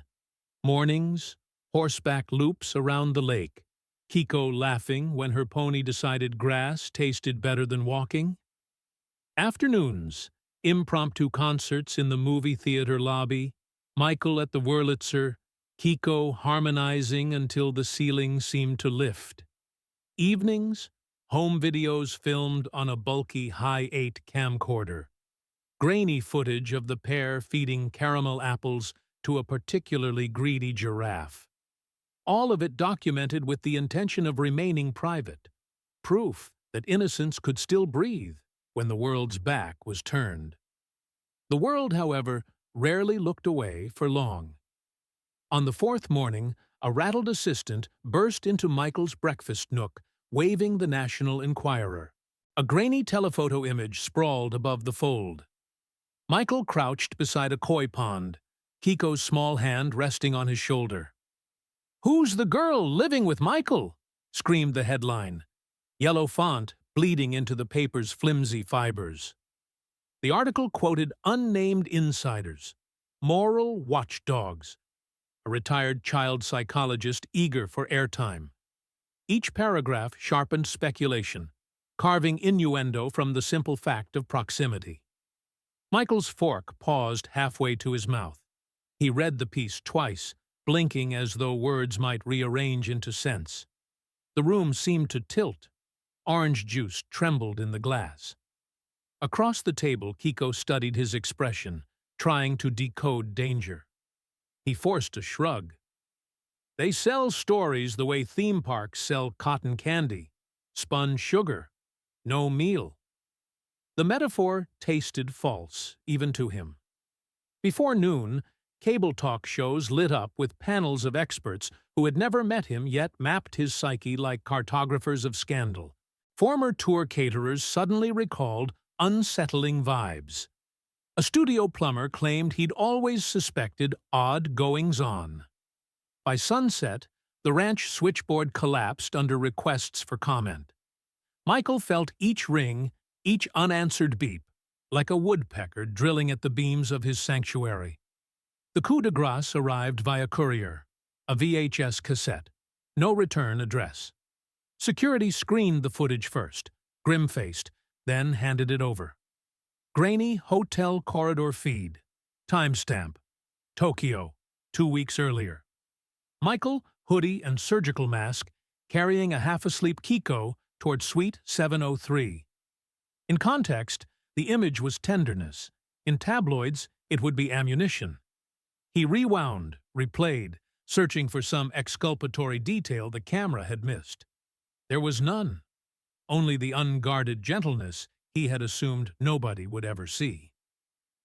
"That angle's from a staff-only camera," Bill Bray muttered. "Someone sold it." Michael switched off the monitor. The room felt airless, as though the cassette had siphoned oxygen. He pictured newsroom editors splicing the clip between outraged pundits and stock footage of police sirens. The mechanism was merciless. Feed it a gesture, it ground out suspicion. Deny comment.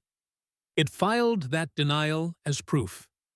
Exhaustion descended, not the electrified fatigue after a stadium encore, but a hollowing weariness that made bones feel borrowed. He wandered outside, past the carousel frozen in pastel twilight, to the edge of the zoo paddock. The elephant gypsy trumpeted softly, sensing his mood. He laid a hand on her rough cheek, drawing steadiness from the animal's immovable mass. Somewhere behind him, staff whispered, their sentences punctuated by the word lawyers. He could not bear to hear details. Back in the guest house, he found Kiko at the piano, practicing the bridge of Ben. She stopped when he entered, reading the storm in his posture. "Bad news?" she asked. "Loud news," he corrected, kneeling beside the bench. "Noise, pretending to be truth." He considered explaining further, then realized explanations were just adult frosting on a bitter cake. Instead, he placed her hands back on the keys. "Play it again, louder this time. Let the walls learn the real melody before the echoes get distorted." She obeyed, striking the first chord with a resolve that startled both of them. That night, Michael lay awake in his mansion bedroom, television off, phone face down, ceiling fan tracing slow ovals of shadow. He replayed the day's onslaught frame by frame until the sequence blurred. jet runway, ranch gate, koi pond photo, hotel tape. Each image chipped a fleck from his faith that good intentions could outrun rumor. By 3 a.m., his mind numbed into blankness, a mercy of sorts, the body's fuse blowing to spare the circuitry. In the hush just before dawn, he rose and crossed the lawn barefoot. The Ferris wheel loomed against a paling sky, seats swaying in a wind that smelled faintly of eucalyptus. He climbed into the nearest gondola, released the manual brake, and let the wheel carry him upward.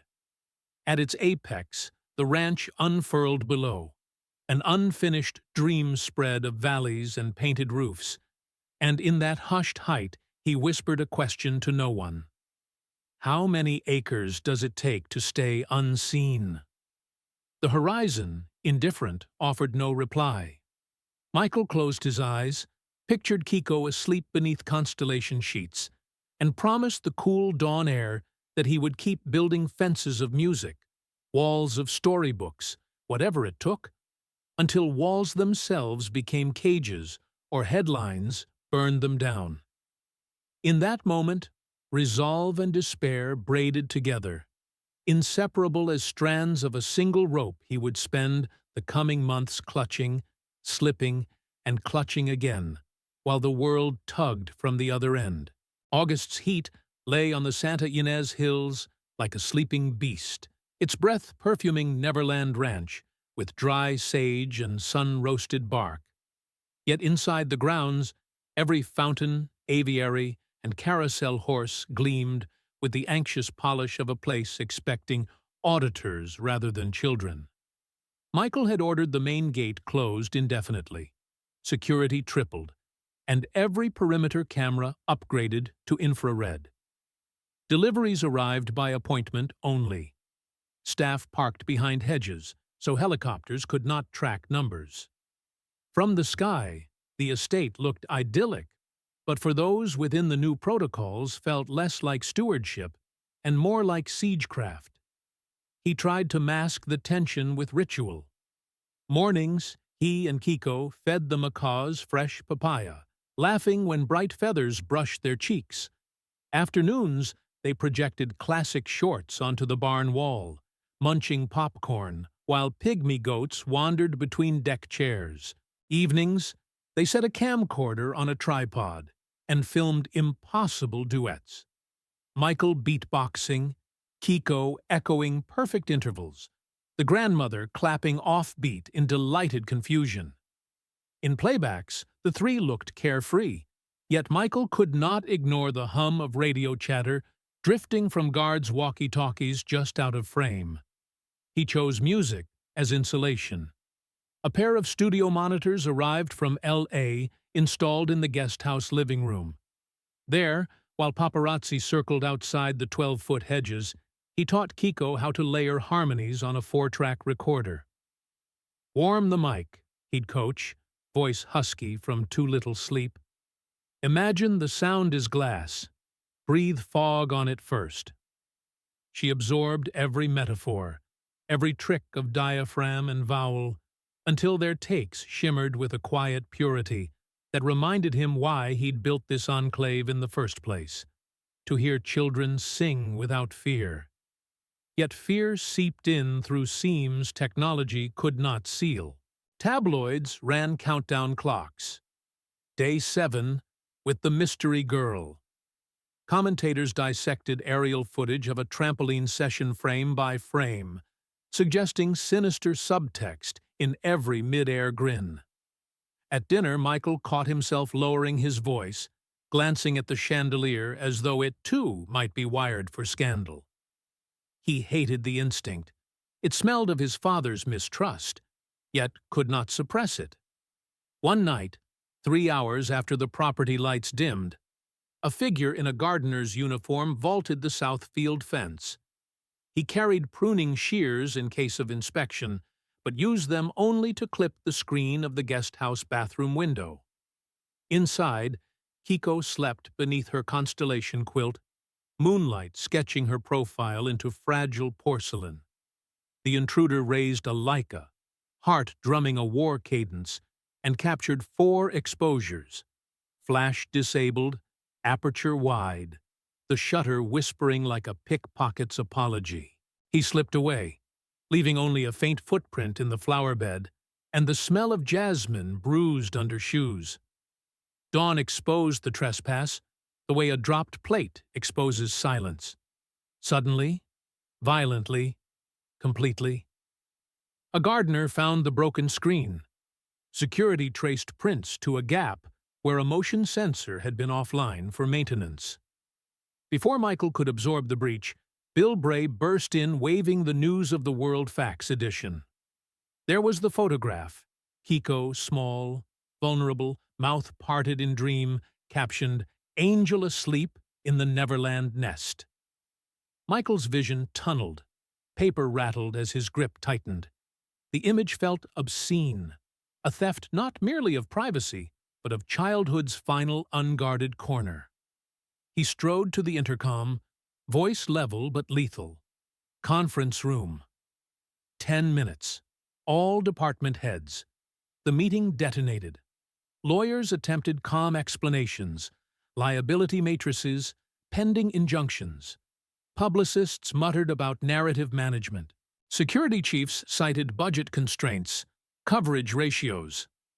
Michael listened until the words blurred into buzzing insulation, then slammed a palm on the mahogany rattling coffee cups. "Stop spinning," he barked. "A child was hunted in her sleep, and you're reciting spreadsheets. You failed. Every single one of you." His voice cracked, not with theatrical rasp, but with something raw, almost animal. "You couldn't protect even one child. One." Silence flooded the room, heavy, electric. No one met his eyes. Contracts and non-disclosure clauses could not shield them from the moral indictment humming between syllables. Finally, he dismissed the assembly with a curt wave, retreating before anger burned into despair where witnesses might see. He sought refuge in the parklands. The sun had set, leaving only sodium lamps and scattered starlight to silver the carnival rides. Michael headed for the vintage carousel, his favorite relic, powered down now to save utility costs. He climbed onto the platform, darkness wrapping him like stage curtains. A faint scent of machine grease mingled with dried cotton candy. A ghost of happier premieres. He pressed the manual release. Gears groaned, accepting momentum. The platform began its slow rotation. Unlit horses sliding through shadow like memories without riders. Michael settled on a fur-maned stallion and let the motion lull him into introspection. Around him, the park made no sound except cicadas and the sigh of oaks. In that hush, his thoughts drilled downward. I built this place so children could breathe. Now breath itself is evidence. I built this paradise, and now it's poisoned. He said the words aloud, and the emptiness answered with a creak of antique wood. A breeze stirred, carrying distant camera clicks. The perimeter paparazzi still circling, their flash units muffled behind trees. He pictured them as wolves orbiting a campfire that was running out of logs. Fear surged. Was every window now a lens? Every staff member a potential mole? Paranoia, he knew, was a corrosive acid, yet the night's theft proved it also a survival tool. Trust demanded blind spots. Predators loved blind spots. Footsteps approached, soft, hesitant. Kiko stepped into the dim ring of carousel mirrors, flashlight off to honor the dark. "You disappeared," she said. "I'm here," he answered, voice gentle after the storm. He offered a hand.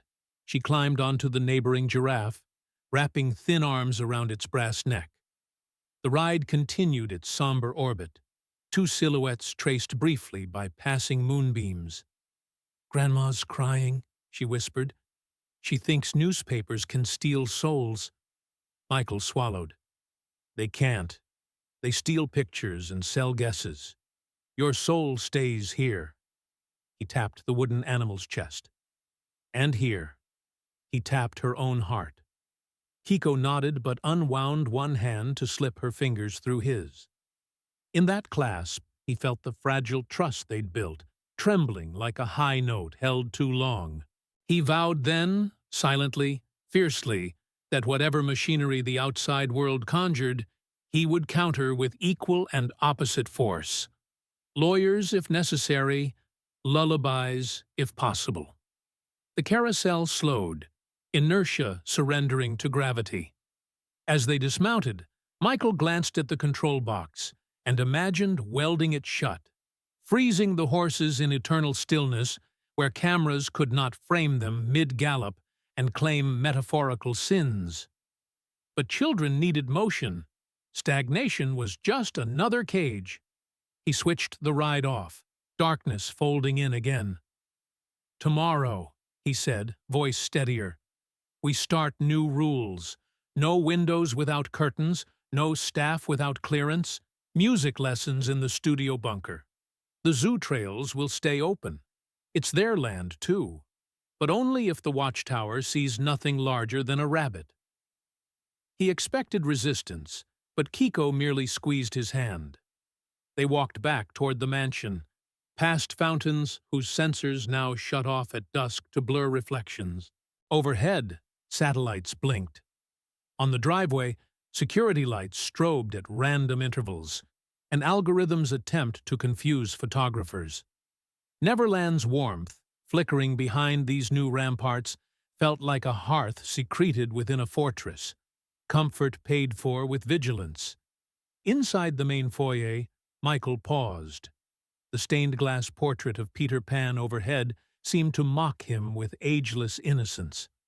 He realized that every fairy tale carried a shadow the tale itself refused to name. The wolf behind Red Riding Hood's trees, the witch behind Candy House frosting. His estate had reached that narrative pivot. To finish the story, he must decide whether he was Pan or prey. Upstairs, he watched Kiko fall asleep, clutching her mother's letter and a stuffed llama. Only when her breathing deepened did he retreat to his study, shut down the phones, and compose a new security directive burying kindness beneath protocol. Yet, as he drafted clauses, a line of melody drifted from the guest wing, Kiko humming in her dreams. The sound slipped through walls, gentle, undefeated. Michael set down his pen. Protocol could wait. He closed his eyes, opened himself to the quiet song, and let it wash the poison from the walls. For tonight, at least, salvaging a strip of paradise wide enough for one child to keep dreaming. September unrolled like a telegram scrawled in panic. Each sunrise delivered another line of bad news stamped urgent.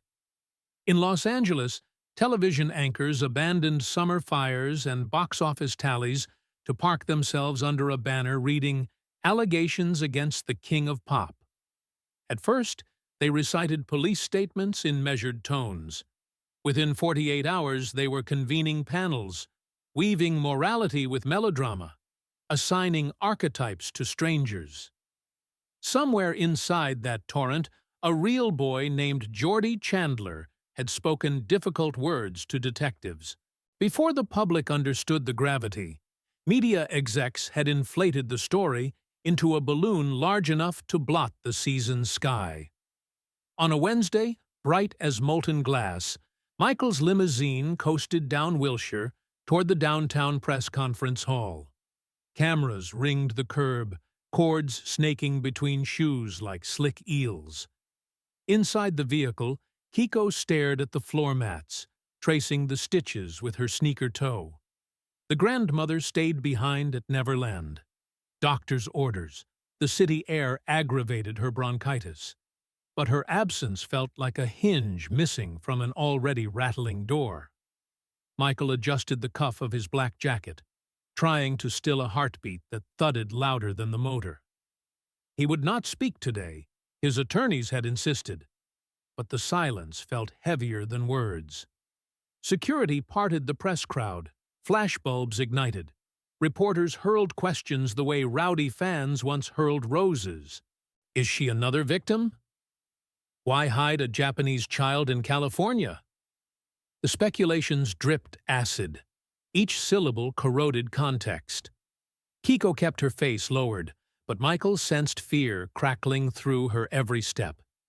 He longed to lift her, shield her behind tinted glass, yet any gesture caught on film would mutate by the 6 o'clock news into fresh accusation. The conference room smelled of anxiety and stale air conditioning. Michael took the second row. Front chairs were reserved for counsel. Lead attorney Howard Silver rose to the lectern. Silver tie knotted like a tourniquet. Cameras rolled. Silver's voice practiced calm. These allegations are categorically untrue. Mr. Jackson will cooperate fully. Outside that frame, Michael sat motionless, throat a desert. Each denial sounded necessary and yet insufficient, like suturing a wound without first removing the bullet. Mid-speech, a fax slipped into the hands of a network producer, who whispered to a correspondent, who whispered to another. By the time Silver finished, half the room had heard that the Los Angeles County Sheriff's Office listed Kiko Takahashi, age 9, nationality Japanese, under individuals of interest. Her name, 2 gentle syllables, Ki and Ko, ricocheted around lenses, mutating from child to headline. Michael felt the impact before anyone spoke, a phantom bruise blooming across the air. A junior reporter blurted the question, "Is Takahashi the next Chandler?" The microphone fed the words through tinny ceiling speakers, making them sound both ridiculous and apocalyptic. Michael's lungs stalled. Kiko's fingers sought his sleeve, clutching fabric. Silver objected, the way lawyers object. Voice clipped, brow stern, yet the spell had broken. Whispers ignited like dry chaparral. In that instant, Michael understood the mathematics of scandal. Multiply one accusation by rumor, add an unknown child, and the product equals presumed guilt. Security hustled them out a side door into a freight elevator that smelled of oil and overheated brakes. Inside, Kiko's grip trembled. Michael knelt to eye level. "They cannot define you," he murmured. She nodded, but did not release his sleeve, as though the cloth itself were a lifeline. The limousine delivered them to Howard Silver's loft, downtown, a glass-and-steel testament to billable hours. Floor-to-ceiling windows framed the city like an exhibit, skyscrapers glittering, freeways crawling. On the coffee table lay printouts of international wire stories already looping her name with sinister ellipses. Kiko perched on a leather ottoman, small sneakers dangling, while adults conferred in legal cadence.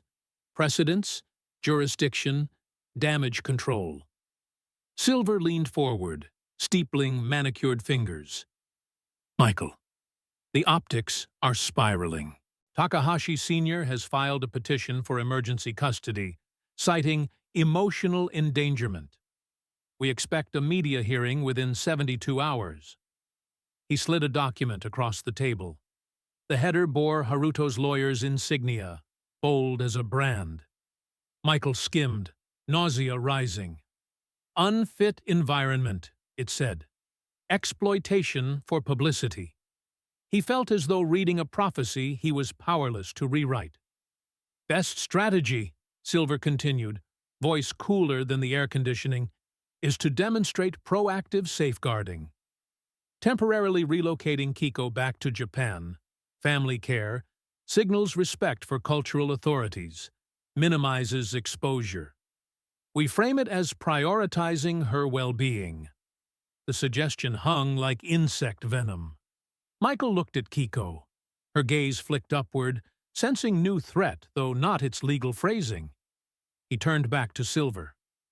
"You're telling me to send her away because lies travel faster than planes." "Because juries believe patterns," Silver replied. "Two children equal pattern." With her overseas, The pattern reverts to 1.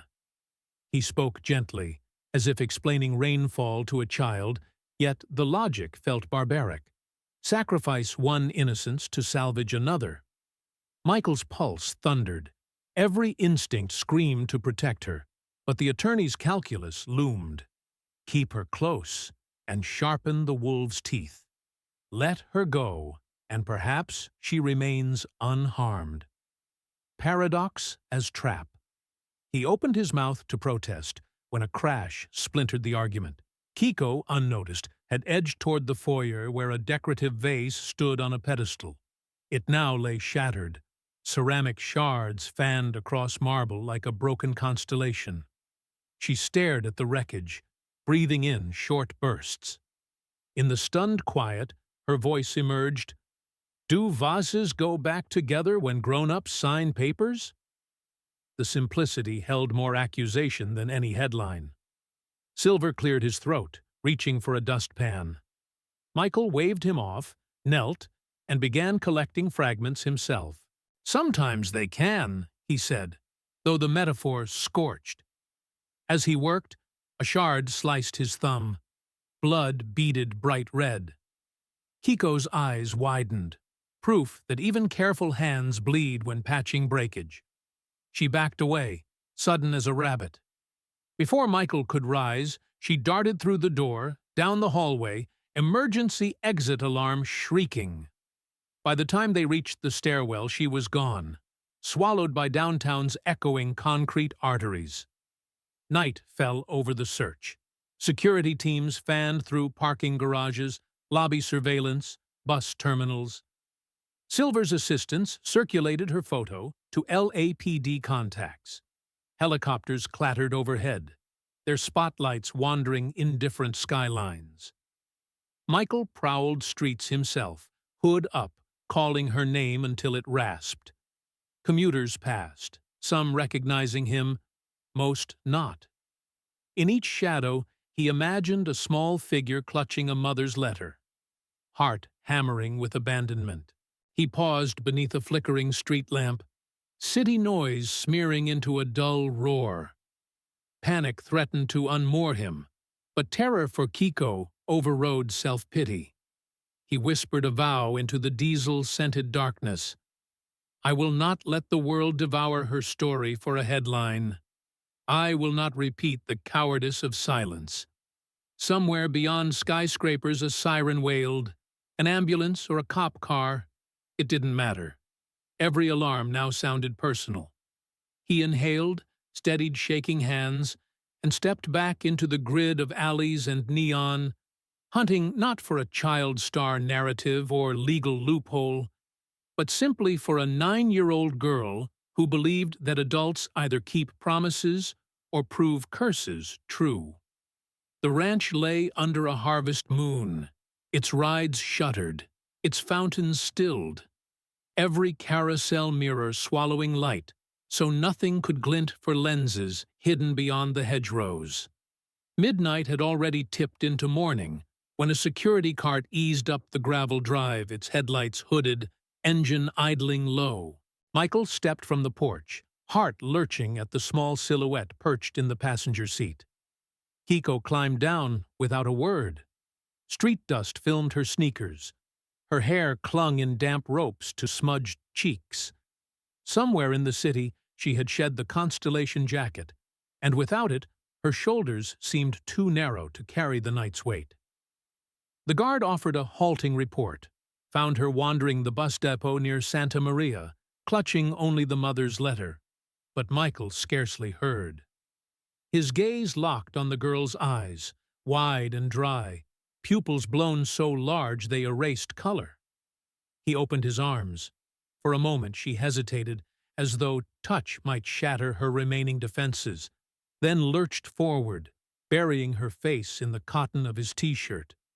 He felt the tremor of held-back sobs, an earthquake contained only by sheer will. "You came back," he whispered. She nodded against his chest, but did not speak. Together they crossed the porch into the hush of the foyer, where Peter Pan stained glass cast fractured halos over dusty boots and streaked hands. The grandmother hurried down the stairs, breath rasping with relieved anger, yet held her scold until she had both girl and guardian in the circle of her arms. Afterward, she guided Kiko upstairs for a bath, warm water echoing through pipes like distant timpani. Michael waited in the dim hall, listening to splashes, the quiet murmur of Japanese lullabies he did not understand. When the door opened, Kiko emerged in fresh pajamas, damp hair smelling of lavender soap. She carried 3 items: the letter, a half-deflated giraffe balloon, and a battered copy of The Little Prince, borrowed from his study. Wordlessly, she placed the book in Michael's hands. A request and a condition. Read, not sing. They settled in the library's bay window. Outside, Ferris wheel spokes caught the moon, unmoving. Inside, only a Tiffany lamp pooled amber gold over pages browned at the edges. Michael cleared his throat, finding a cadence somewhere between bedtime comfort and desert parable. He read of planets no wider than a house, of a king who ruled over stars too distant to obey, of a fox who begged for the slow ritual of taming. Kiko leaned against his shoulder, silent still, yet every so often traced a finger over a watercolor illustration as though testing its texture. Halfway through, she spoke, voice thin but steady. "Are you scared you might never go home again?" The question halted him more surely than any lawsuit. He closed the book, marking the paragraph with his thumb. "I don't know what home is," he answered, choosing honesty's blade over comfort's gauze. "I lived on tour buses, in studios, behind hotel walls. Places, yes, but never home. But when you laugh at the llamas or tell the piano my secrets—" He paused, chest tight with revelation. "That feels like somewhere I could belong." Kiko considered this, eyes reflecting lamplight. "Then maybe my mother's letter was right," she said. "Maybe home can travel." She unfolded the creased page, smoothing it on her knees, yet did not read it. She knew the words by heart. The grandmother entered, carrying warm milk laced with honey.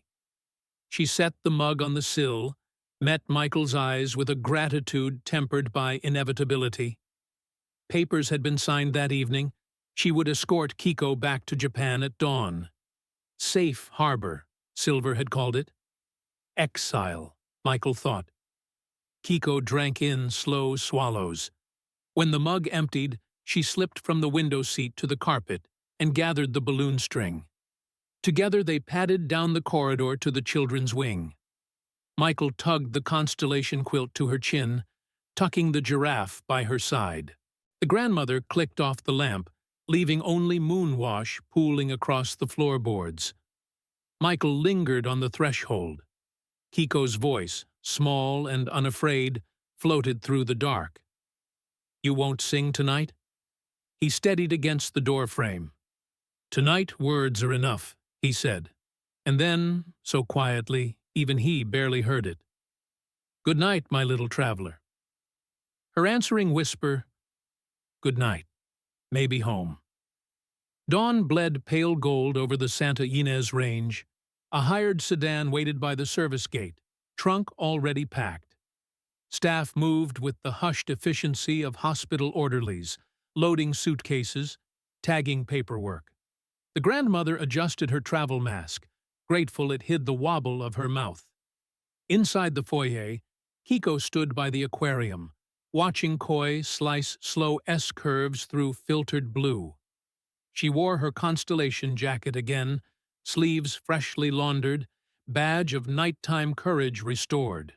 Michael remained in the music room, hidden behind French doors streaked with early sunlight. He had risen before first light, intent on escorting her to the car, yet his feet refused the marble threshold. Each step felt like choosing the blade for his own gutting. From this vantage he saw her turn, scanning for him. The ache was physical, as if cables tightened between rib and spine. He dropped his gaze. He could withstand tabloids, depositions, even bankruptcy, but not her eyes asking, "Why do adults abandon?" Bill Bray murmured final instructions. A guard opened the door to California's brightness. Kiko climbed in, balloon safely stowed, and closed the sedan's door with an adult decisiveness that shattered him. As the car rolled down the gravel lane, Michael stepped to the window and pressed one palm to the glass. He did not wave. He merely watched the constellation jacket shrink, a star receding past the event horizon of his own cowardice. The sedan reached the ridge where the drive dipped from view. Kiko turned in her seat, eyes sweeping the facade one last time. From the music room, Michael's outline blurred behind antique panes, just a smudge in shifting morning glare. But she sensed him, raised 2 fingers to her temple in an imitation salute learned from playground television. Then the car disappeared behind live oak branches, and silence reclaimed the ranch. Hours later, high over the Pacific, the aircraft leveled at cruising altitude. Clouds sprawled beneath like crumpled parchment. Kiko pressed her forehead to the oval window. The balloon, tied to armrest, bobbed gently in pressurized air. Beside her, the grandmother slept, chin folded to scarf. Across the aisle, a businessman snored into his complimentary bourbon. Kiko unfolded a barf bag and borrowed pen. On the waxy surface, she sketched a face. Curly hair, single glove, eyes closed as if mid-song. She drew a crescent smile, then hesitated, pen hovering. Finally she added another line, curving upward just enough. Outside, the sky deepened from tarnished silver to sun-washed cobalt. A contrail intersected their path, cross-stitching the vault. Kiko whispered so softly the engines nearly devoured the vow. "If he ever smiles again, that means I'm alive." She slipped the drawing into the seat-back pocket, folded hands atop her mother's letter, and closed her eyes. The plane shuddered through a patch of turbulence, but she remained still, trusting that somewhere on the other side of this impossible distance a carousel would turn again, and a man who had never known home would remember how. Dust gathered where laughter used to linger. The aviary at Neverland, once a riot of macaw shrieks competing with carousel music, now sounded only of wing beats brushing wire. Every morning, a groundskeeper unlatched the exhibit doors for routine feeding, and found Michael already there, motionless at the rail, hands buried in the pockets of a black wool coat ill-suited to California sun. He watched bright birds tilt their heads, waiting for them to speak the apology the world had never granted him. When the keeper announced breakfast, Michael merely nodded and slipped away, boots crunching gravel that no longer echoed with chase games or giggles. Outside the ranch gates, the decade rolled forward in 60-point headlines. Peter Pan or Predator. Neverland no more. The King's Crown cracks. Once adoring DJs cued call-in segments where strangers dissected his psyche between commercial breaks. At first, Michael turned up the radio in disbelief. By '96, he yanked every aerial from his cars. Silence, he discovered, cut 2 ways, blocking noise yet amplifying the tick of internal clocks. On restless nights, he set all the mansion's grandfather clocks to different times, so their chimes collided in unrepeatable polyrhythms. Chaos felt truer than symmetry. Tour buses stopped coming. Photographers still hovered, but now only to capture decay. A scuffed ride seat here, a wilted topiary there, evidence that paradise had entered foreclosure of spirit even before bankers raised pens. Inside, staff thinned to a skeletal roster: Bill Bray, the Sentinel; a retired nun turned cook, a studio engineer who refused to accept severance. They moved through rooms like monks safeguarding relics, speaking in lowered tones lest grief wake in the rafters.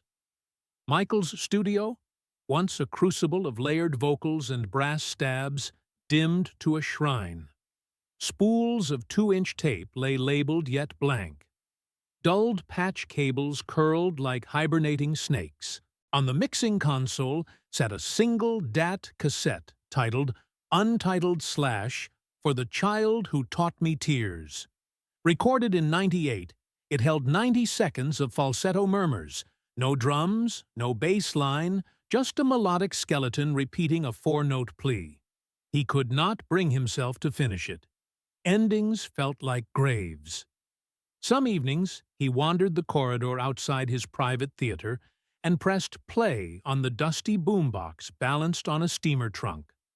A 9-year-old voice burst forth, Kiko reciting tongue twisters in Japanese, giggling at her own mistakes, then sliding effortlessly into the bridge of Ben. The tape hissed like distant surf. Michael closed his eyes, shoulders collapsing inward, as though the sound surfaced a debt he could never pay off. After the final giggle, a small silence fell, followed by his own voice, younger, lighter, coaching her to enunciate. Hearing it, present-day Michael clutched the player to his chest, forehead bending to plastic, longing to inhale the past through oxidized tape. Depression did not announce itself with grand gestures. It tiptoed in disguised as exhaustion. Concert-ready outfits remained hanging in cedar closets, their sequins dulling each month. He canceled choreography rehearsals, citing creative recalibration, then dismantled the dance studio's mirrored wall so he would stop catching ghost reflections of a performer who once believed audiences could be healed by moonwalks alone. Prescription bottles accumulated in a kitchen drawer. Sleep, pain, nerves. He favored none, feared all, yet cycled through them the way some men sample fragrances, hoping one might mask the odor of dread. Letters still arrived by the sack, some cornered with hearts, others laced with threats. He read none except those postmarked Japan. Those he opened slowly, seeking handwriting that curved like a branch, balancing a bird. They were never Kiko's, only fans, promoters, a music magazine requesting comment on his Japanese ward. He filed them in chronological order, a paper chronicle of misunderstanding. Occasionally, courage flickered. In 2001, he booked a midnight block at a Hollywood studio to record backing vocals for an under-the-radar charity single. The engineer rolled tape.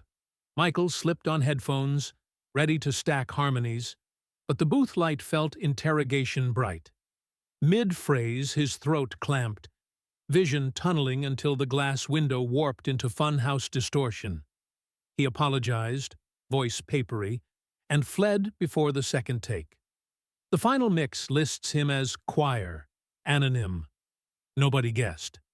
The house, sensing its master's retreat, seemed to muffle itself. Fountain pumps clogged with algae. Animatronic figures in the haunted train paused mid-wave when servomotors burned out and were never replaced. At dusk, coyotes ventured closer, yowling where floodlights once dazzled journalists. Michael watched them from an upstairs balcony, coffee cooling untouched, and wondered whether beasts felt scandal or merely hunger. On New Year's Eve, 2003, Bill found him in the arcade, crouched beneath the skee-ball ramp unscrewing light bulbs. He had already removed dozens, arranging them in a ring around him like votive candles that would never be lit. "Too bright," he whispered, as if illumination itself were accusation. Bill knelt, touched his shoulder, felt bones sharp under cashmere. "Let the lights stay dark a while," the bodyguard said gently. "But not you." Michael's answering smile was faint, an eclipse edge shining for a breath before shadow reclaimed it. That winter, a rare storm lashed the Santa Ynez Valley. Rain hammered the carousel roof, sending metallic echoes through halls where laughter had gone extinct. Michael lay in the music room, couch cushions pulled over his head, and pressed play on Kiko's cassette. As thunder rolled, her child voice skipped, warped slightly by stretched tape, yet still sung on key. He pictured her somewhere beyond the Pacific, maybe humming the same tune between college lectures, unaware that her echo kept a solitary man from dissolving entirely. When dawn bled gray across warped floorboards, Michael rose, slipped to the studio, and attempted to finish the anonymous lullaby. He layered a whisper track naming no one, describing everything. A letter folded under a hotel door, a rooftop breath shared against night wind, a carousel turning in blackout. The take ended in a quiet sob he did not mute. He rewound, listened, could not bear the honesty, and shelved the tape beside the others, unfinished, unnamed, but real. Outside, pools formed where camera crews once camped. Reflections wobbled in the water, a rusting gate, a silent Ferris wheel, and the silhouette of a man still standing, not performing, simply existing. For now, that endurance would have to be the chorus. April rain had polished Yokohama to an obsidian gleam when Kiko stepped from the crematorium into a world remade by absence. The funeral finished hours ago, but she could still taste the incense on the back of her tongue, could still feel the ceremonial grains of rice the priest had pressed into her palm, a last tether to the grandmother who had raised her like delicate origami. Evening commuters hurried past the small procession, neon umbrellas bobbing, unaware that one of the city's quietest hearts had ceased beating. Back in the apartment, a third-floor walk-up above a shuttered barber shop, Kiko slid the key from its braided cord and hesitated. Grief twisted ordinary actions into riddles. How to open a door when the person who always greeted you on the other side was gone? She inhaled, stepped in, and was met by a silence so thick it seemed to hush the rain outside. Shoji screens stood half-drawn. Teacups that would never be washed again waited in a basin. The old long-wave radio, her grandmother's lifeline to late-night story programs, blinked 0000 in patient ignorance. The box waited beneath the kotatsu. Cedar wood, brass-clasped, lacquer dulled by decades, it was the only thing her grandmother had asked her to take care of when the plum trees bloom after I'm gone. Plum petals now matted the gutters. The request had ripened into duty. Kiko set the box on the tatami and knelt. The latch, stiff with age, gave a soft cluck, remarkably loud in the hush. Inside lay sedimentary layers of a childhood she had half locked away. Polaroids of Neverland gardens dazzling under Californian sun, sketches of llamas drawn in crayon, a Super Famicom cartridge Michael had mailed for her 10th birthday, never unwrapped because customs paperwork frightened the grandmother. Beneath these, wrapped in a faded towel, waited a cassette labeled in shaky katakana, Kiko plus M Duet. The sight punched the air from her lungs. She set it aside, fingertips trembling, and discovered an envelope, sepia at the edges, her name lettered in Roman script. Only one line appeared beneath. Only if you still remember. M, her heart hiccuped. The handwriting was unmistakable, the slightly ornate capital M looping like a bird just lifting off. She stared so long her knees tingled, then slipped a letter opener beneath the flap. The paper inside, creamy rag stock, smelled faintly of cedar and something older, perhaps the studio where it had been written. The ink had browned, a sign of iron gall, and each sentence angled uphill as though the writer were leaning forward to speak before courage evaporated. Dear Kiko, I want to explain why silence sometimes sounds safer than truth, yet how silence can also bruise. I was supposed to protect every child who ever believed a song could be a doorway. I failed you the instant the world turned your pain into my spotlight.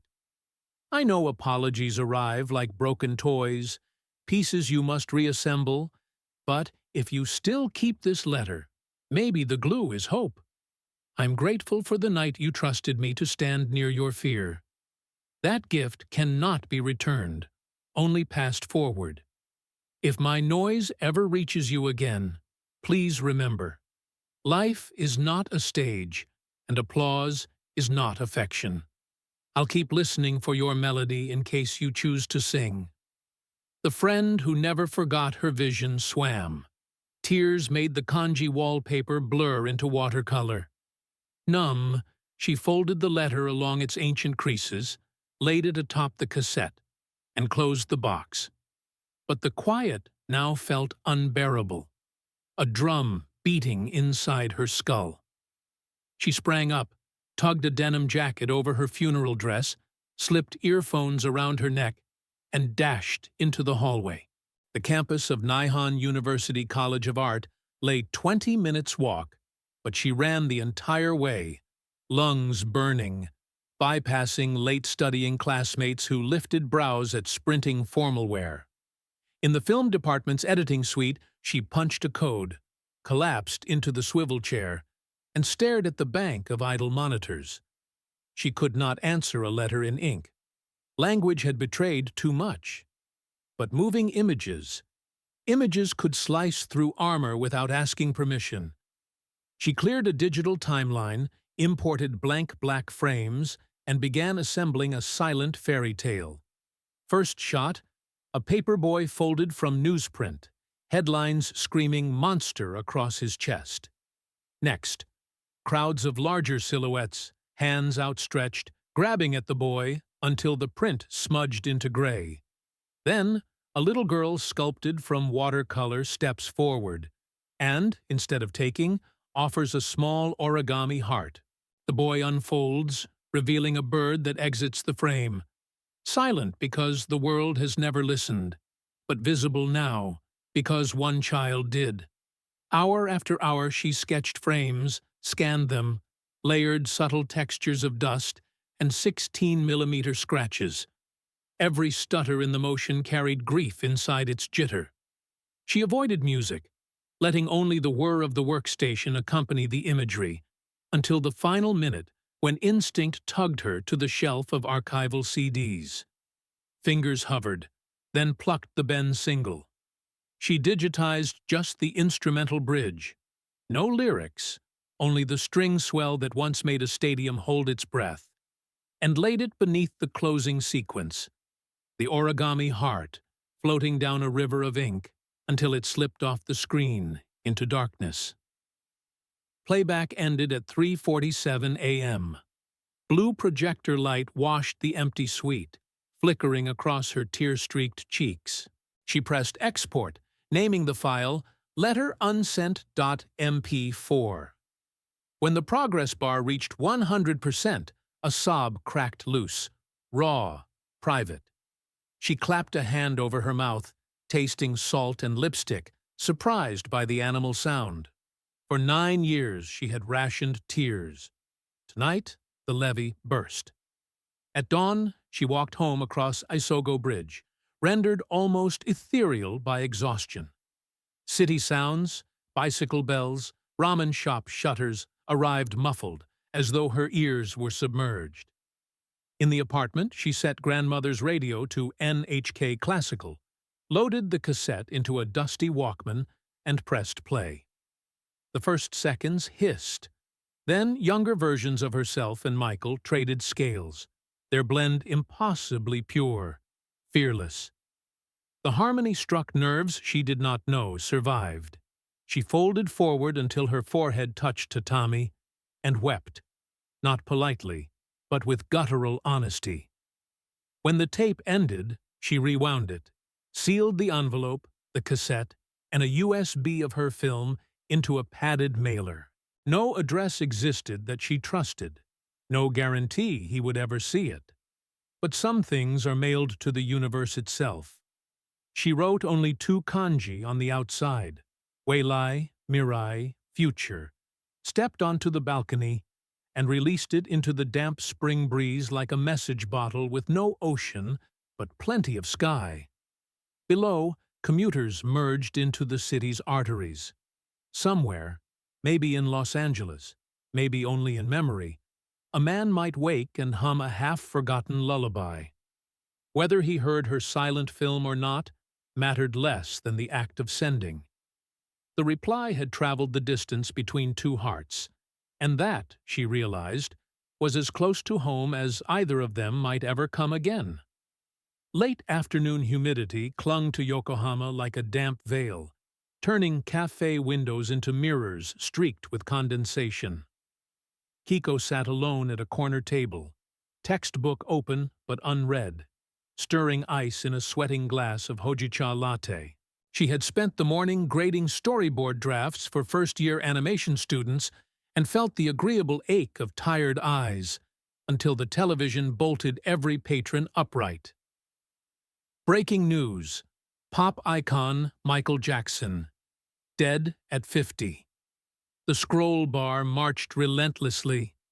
The anchor's voice sounded oddly apologetic, as if rehearsing tragedy in real time. Cell phones surfaced like startled fish. A barista's hand froze above the register. Somebody whispered, "Impossible." Another pressed record on a shaky cam app, angling for the shock tableau. Kiko's straw halted mid-circle. Sound telescoped into her chest, each heartbeat louder than the screen. Photos flashed. Michael in red leather. Michael in military brocade. Michael waving from a Tokyo hotel balcony years before a folded letter changed 2 lives. The anchor cited cardiac arrest, EMTs, UCLA Medical Center. The ticker added emerging hashtags, already mutating to memes. Grief tourism bloomed at fiber-optic speed. She stood so abruptly her chair toppled. Conversation paused. Pitying eyes skimmed her funeral black skirt. She had come straight from a professor's memorial planning meeting, and then slid back to luminous screens. Kiko righted the chair, left coins on the saucer, and stepped into the oven-warm twilight, where cicadas shrilled like faulty smoke alarms. 5 flights of narrow stairs led to the roof of her apartment block, the very edge where childhood had once ended on the night her mother never came home. She emerged into wind strong enough to lift damp hair from her neck. Tokyo Bay shimmered pewter beyond tower cranes. Clouds bruised the sunset, a bruisey violet. She unfolded a page long kept in her journal, her reply to the letter that never found a postmark. The ink had bled slightly from humid summers, yet the words survived. I learned that silence isn't empty. It's full of all we never dared to say. Tonight I am sending you every note I never sang. If the sky is large enough, perhaps it can carry them. A tremor rippled through her shoulders, but the tears forecast by the news anchor did not arrive. She inhaled salt-laden air and began to read aloud, voice scraping yet clear. Each syllable lifted into the cross breeze, scattering into the dusk like seeds. I forgive the noise that tried to rewrite us, she concluded. I remember the person who listened first. The city answered with sirens 2 blocks down, a moped throttle, the faint clatter of plates in a ramen shop. Ordinary life, indifferent witness. She folded the page into the shape of a paper bird, the first origami her grandmother had taught her, and released it. The fragile crane tumbled once, caught an updraft, and sailed over a rooftop antenna, vanishing toward Minato Mirai's glow. She stayed until darkness leveled the horizon and a lone star punched through the haze, Venus, bold and late. Only then did tears claim her, sliding soundlessly as she whispered into her palms, "Fly safely." 9 time zones west, Neverland lay in custodial limbo, vines clawing at gates chained since the 2005 sale. Yet tonight, one building breathed again. The vintage cinema, its maroon velvet seats freed from dust sheets, its projector bulb warming like a pulse. At the center row sat Brett Barnes, one of the few friends Michael had trusted past the scandal years, clutching a padded envelope shipped from Japan months earlier. From an admirer, written in impeccable block letters. On a night when the world pitched into frenetic obituary, Brett needed stillness. And perhaps Michael did too, in whatever quiet beyond awaited him. He loaded the anonymous DVD. Blue Leader flickered, then Kiko's silent fairy tale filled the screen. The newsprint boy staggered under headlines. The watercolor girl offered her heart. Paper wings unfolded, flying off edges unstained by dialogue. Everything moved with the stop-motion flutter of reverence. Brett leaned forward, breath hitching as he recognized the penciled swirl on the origami heart. A tiny M nested within the curves, Michael's signature flourish, reimagined by someone who knew its essence, but not its ransom. Music entered lightly, just strings, an instrumental bridge he could almost name. Halfway through, he realized tears were tracking dust down his cheeks. The film ended on a single frame, the paper heart drifting through a cavern of negative space, a line of text beneath in simple font, for every echo that ever found its wall. Blackness followed, and silence so complete the air felt padded. Brett stood, applause useless. Instead, he whispered to the empty auditorium, "She kept her promise," and allowed the quiet to fold around the moment like tissue around a fragile gift. He powered down the projector, but before flipping the final switch, he caught his own reflection in the porthole. Eyes rimmed red, face washed in the last glow of the exit lamp. Somewhere inside that tired gaze, he perceived not closure, but handoff, as if grief itself were a relay baton traveling from heart to heart until transformed into something survivable. Back in Yokohama, Kiko descended the stairs on knees that quivered with aftershock. In her mailbox, a flyer protruded, MJ Moonwalk Party. Rip King, complete with cartoon glove. She folded it in half, then again, until the paper fused into a dense square she slipped into her coat pocket. A reminder of the dual truths fame always carried: celebration and consumption. Inside her flat, the radio, left on low, now played Man in the Mirror, audience chant version. She lowered herself onto the tatami, laid both hands on the cassette deck, and exhaled a single syllable. Okay. The tape rolled. Michael's laughter from an outtake bloomed in the dim room, warm, unguarded, followed by her own 8-year-old giggle. For the first time since the cafe broadcast, her lips curved upward. Not a smile of denial, a smile of witness. The song crested. She imagined Brett, or perhaps no one, turning off lights thousands of miles away, carrying a memory like a lantern through corridors gone dark. She imagined the paper crane lofting high enough to glimpse the curve of Earth, its cargo of syllables spreading across jet streams. Outside, Yokohama's night traffic hummed a bass line. Inside, 2 voices from an analog ribbon braided past and present into a lullaby for an unfinished world. And for one quiet measure, distance collapsed. A ranch carousel unmoving under Californian stars, a Japanese rooftop trembling with echoed vows, both stitched to the same melody, both holding the same breath. When the tape clicked off, Kiko rewound it to the exact giggle, pressed stop, and whispered to the hush that followed. Echoes don't need walls anymore.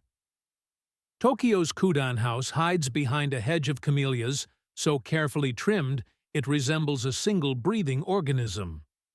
On a drizzly evening in June 2019, the Iron Gate clicks open to admit 50 guests.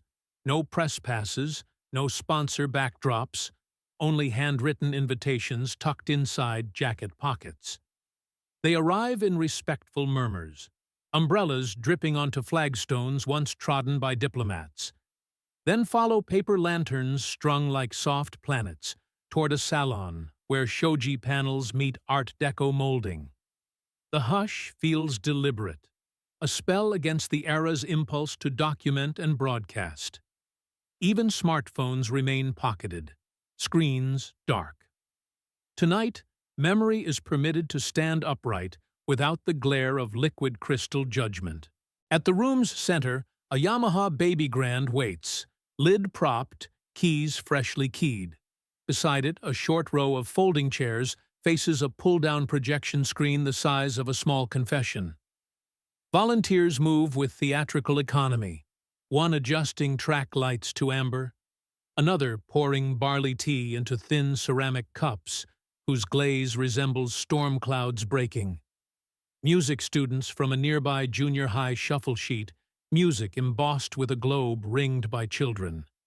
They are fidgety, giggling into palms, oblivious to the weight the older attendees carry folded inside jacket linings and behind their eyes. Kiko stands near the rear archway, invisible conductor of the evening's pulse. She is 35 now, hair clipped into a practical bob, black dress softened by a woven indigo haori that once belonged to her grandmother. Teaching has etched faint laugh lines around her eyes, but the gaze itself holds the practiced calm of someone who has learned to let storms pass through her without uprooting the soil. Still, as she scans the faces, retired choreographers, a handful of Japanese session players from the Dangerous Tour, an American cinematographer who flew coach from LAX, she feels that old flutter under the sternum, the one that accompanied every irreversible choice in her life.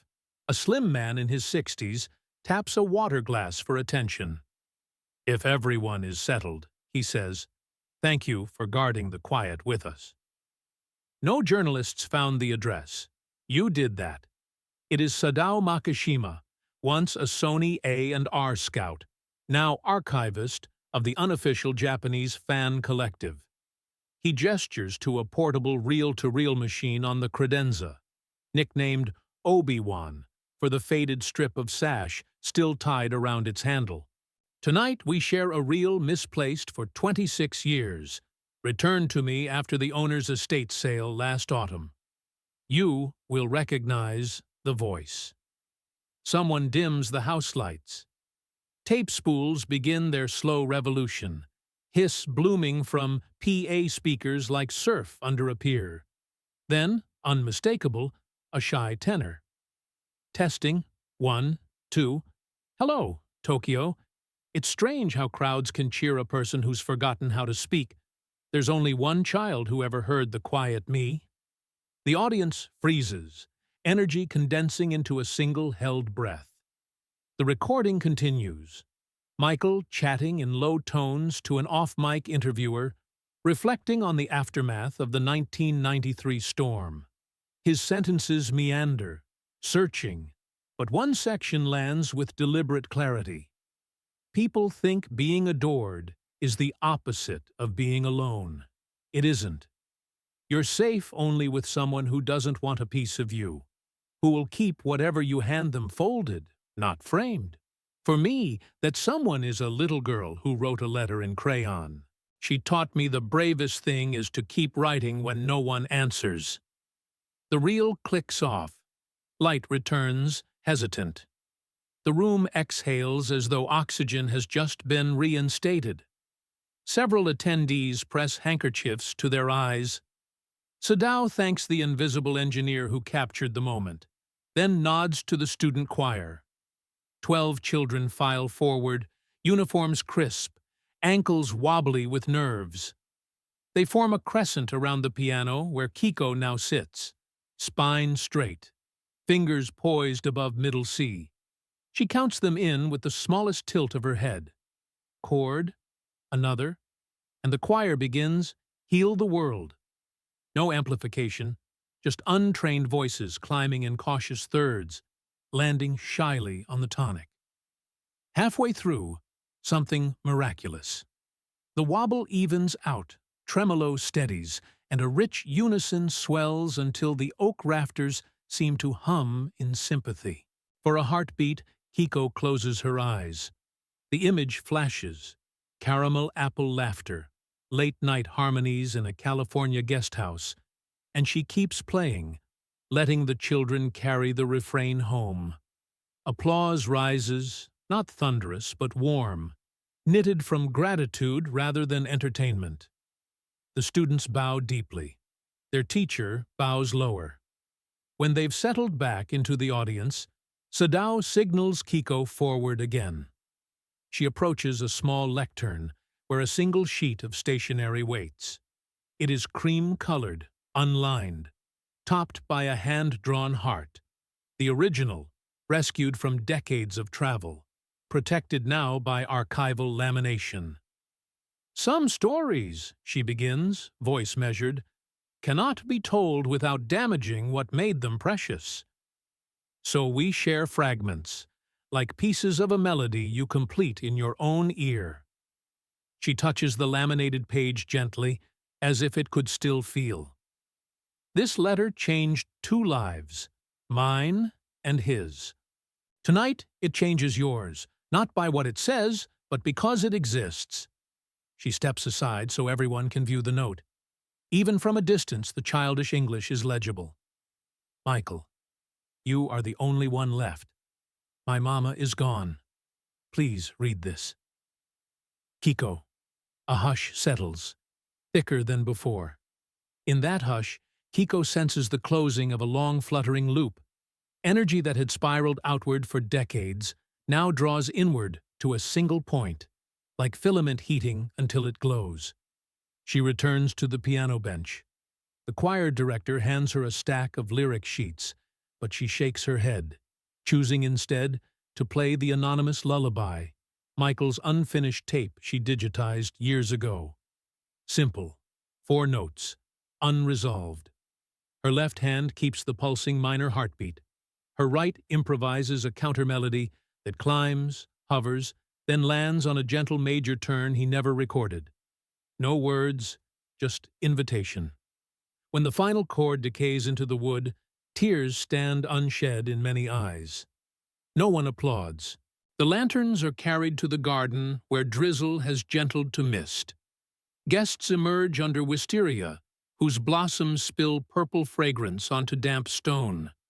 One by one, they light the candles inside each lantern and set them afloat on the koi pond.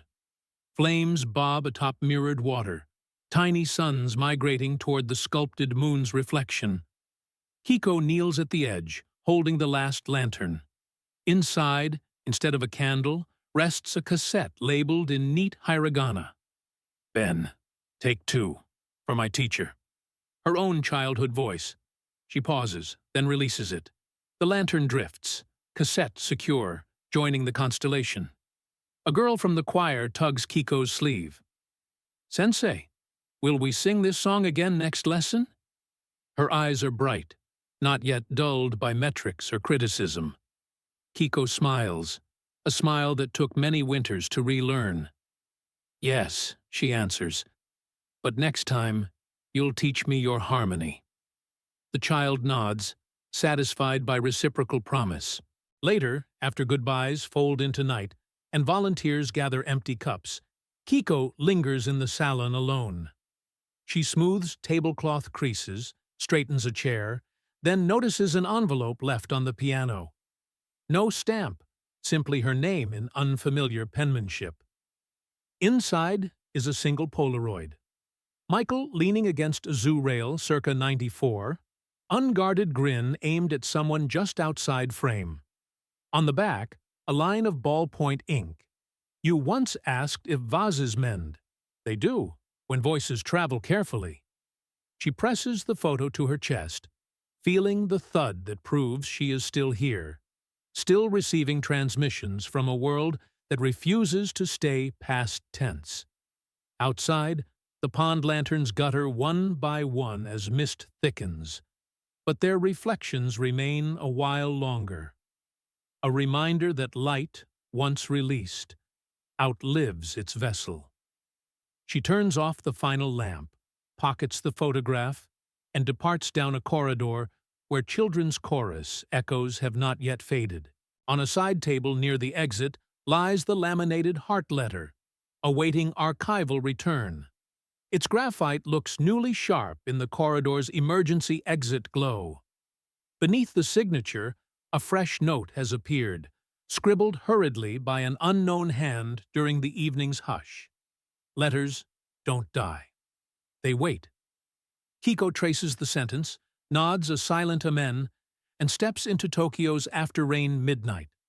The camellia hedge glistens, gate unlatches with soft compliance, and she walks onward, teacher, witness, keeper of echoes. While far behind her, candles drift until wick meets water, their embers sealing darkness not with an ending, but with a quiet, enduring yes. A decade drifts by, and the world pirouettes into its own bewildering future. Streaming feeds, hologram concerts, headlines birthed and buried in a sunrise. Yet, in a quiet seaside classroom in Kanagawa, the simplest technology still reigns. A stack of colored paper, a battered cassette deck, and one weather-softened mailbox outside the door. Kiko arrives each dawn before her pupils, sliding open windows so salt air can braid through pentatonic scales. On the first day of every term, she repeats a ritual. She places an empty shoebox at the room's center and explains that it is a letter well. "Write anything," she tells the shy 7-year-olds, "even if it feels too big, even if you think no one will understand. Fold it, drop it in. A letter isn't a burden. It's a bridge somebody can cross when they are ready." Some notes are wish lists for puppies. Others confess fears of earthquakes or divorcing parents. Kiko answers none directly. Instead, she chooses a sheet at random each Friday, reads it silently, then sets the week's music lesson to match its heartbeat. Minor for sadness, major 7th for bright hope, 5/4 for confusion. The children never know whose secret becomes melody. They only learn that feelings can transform into something shareable, survivable.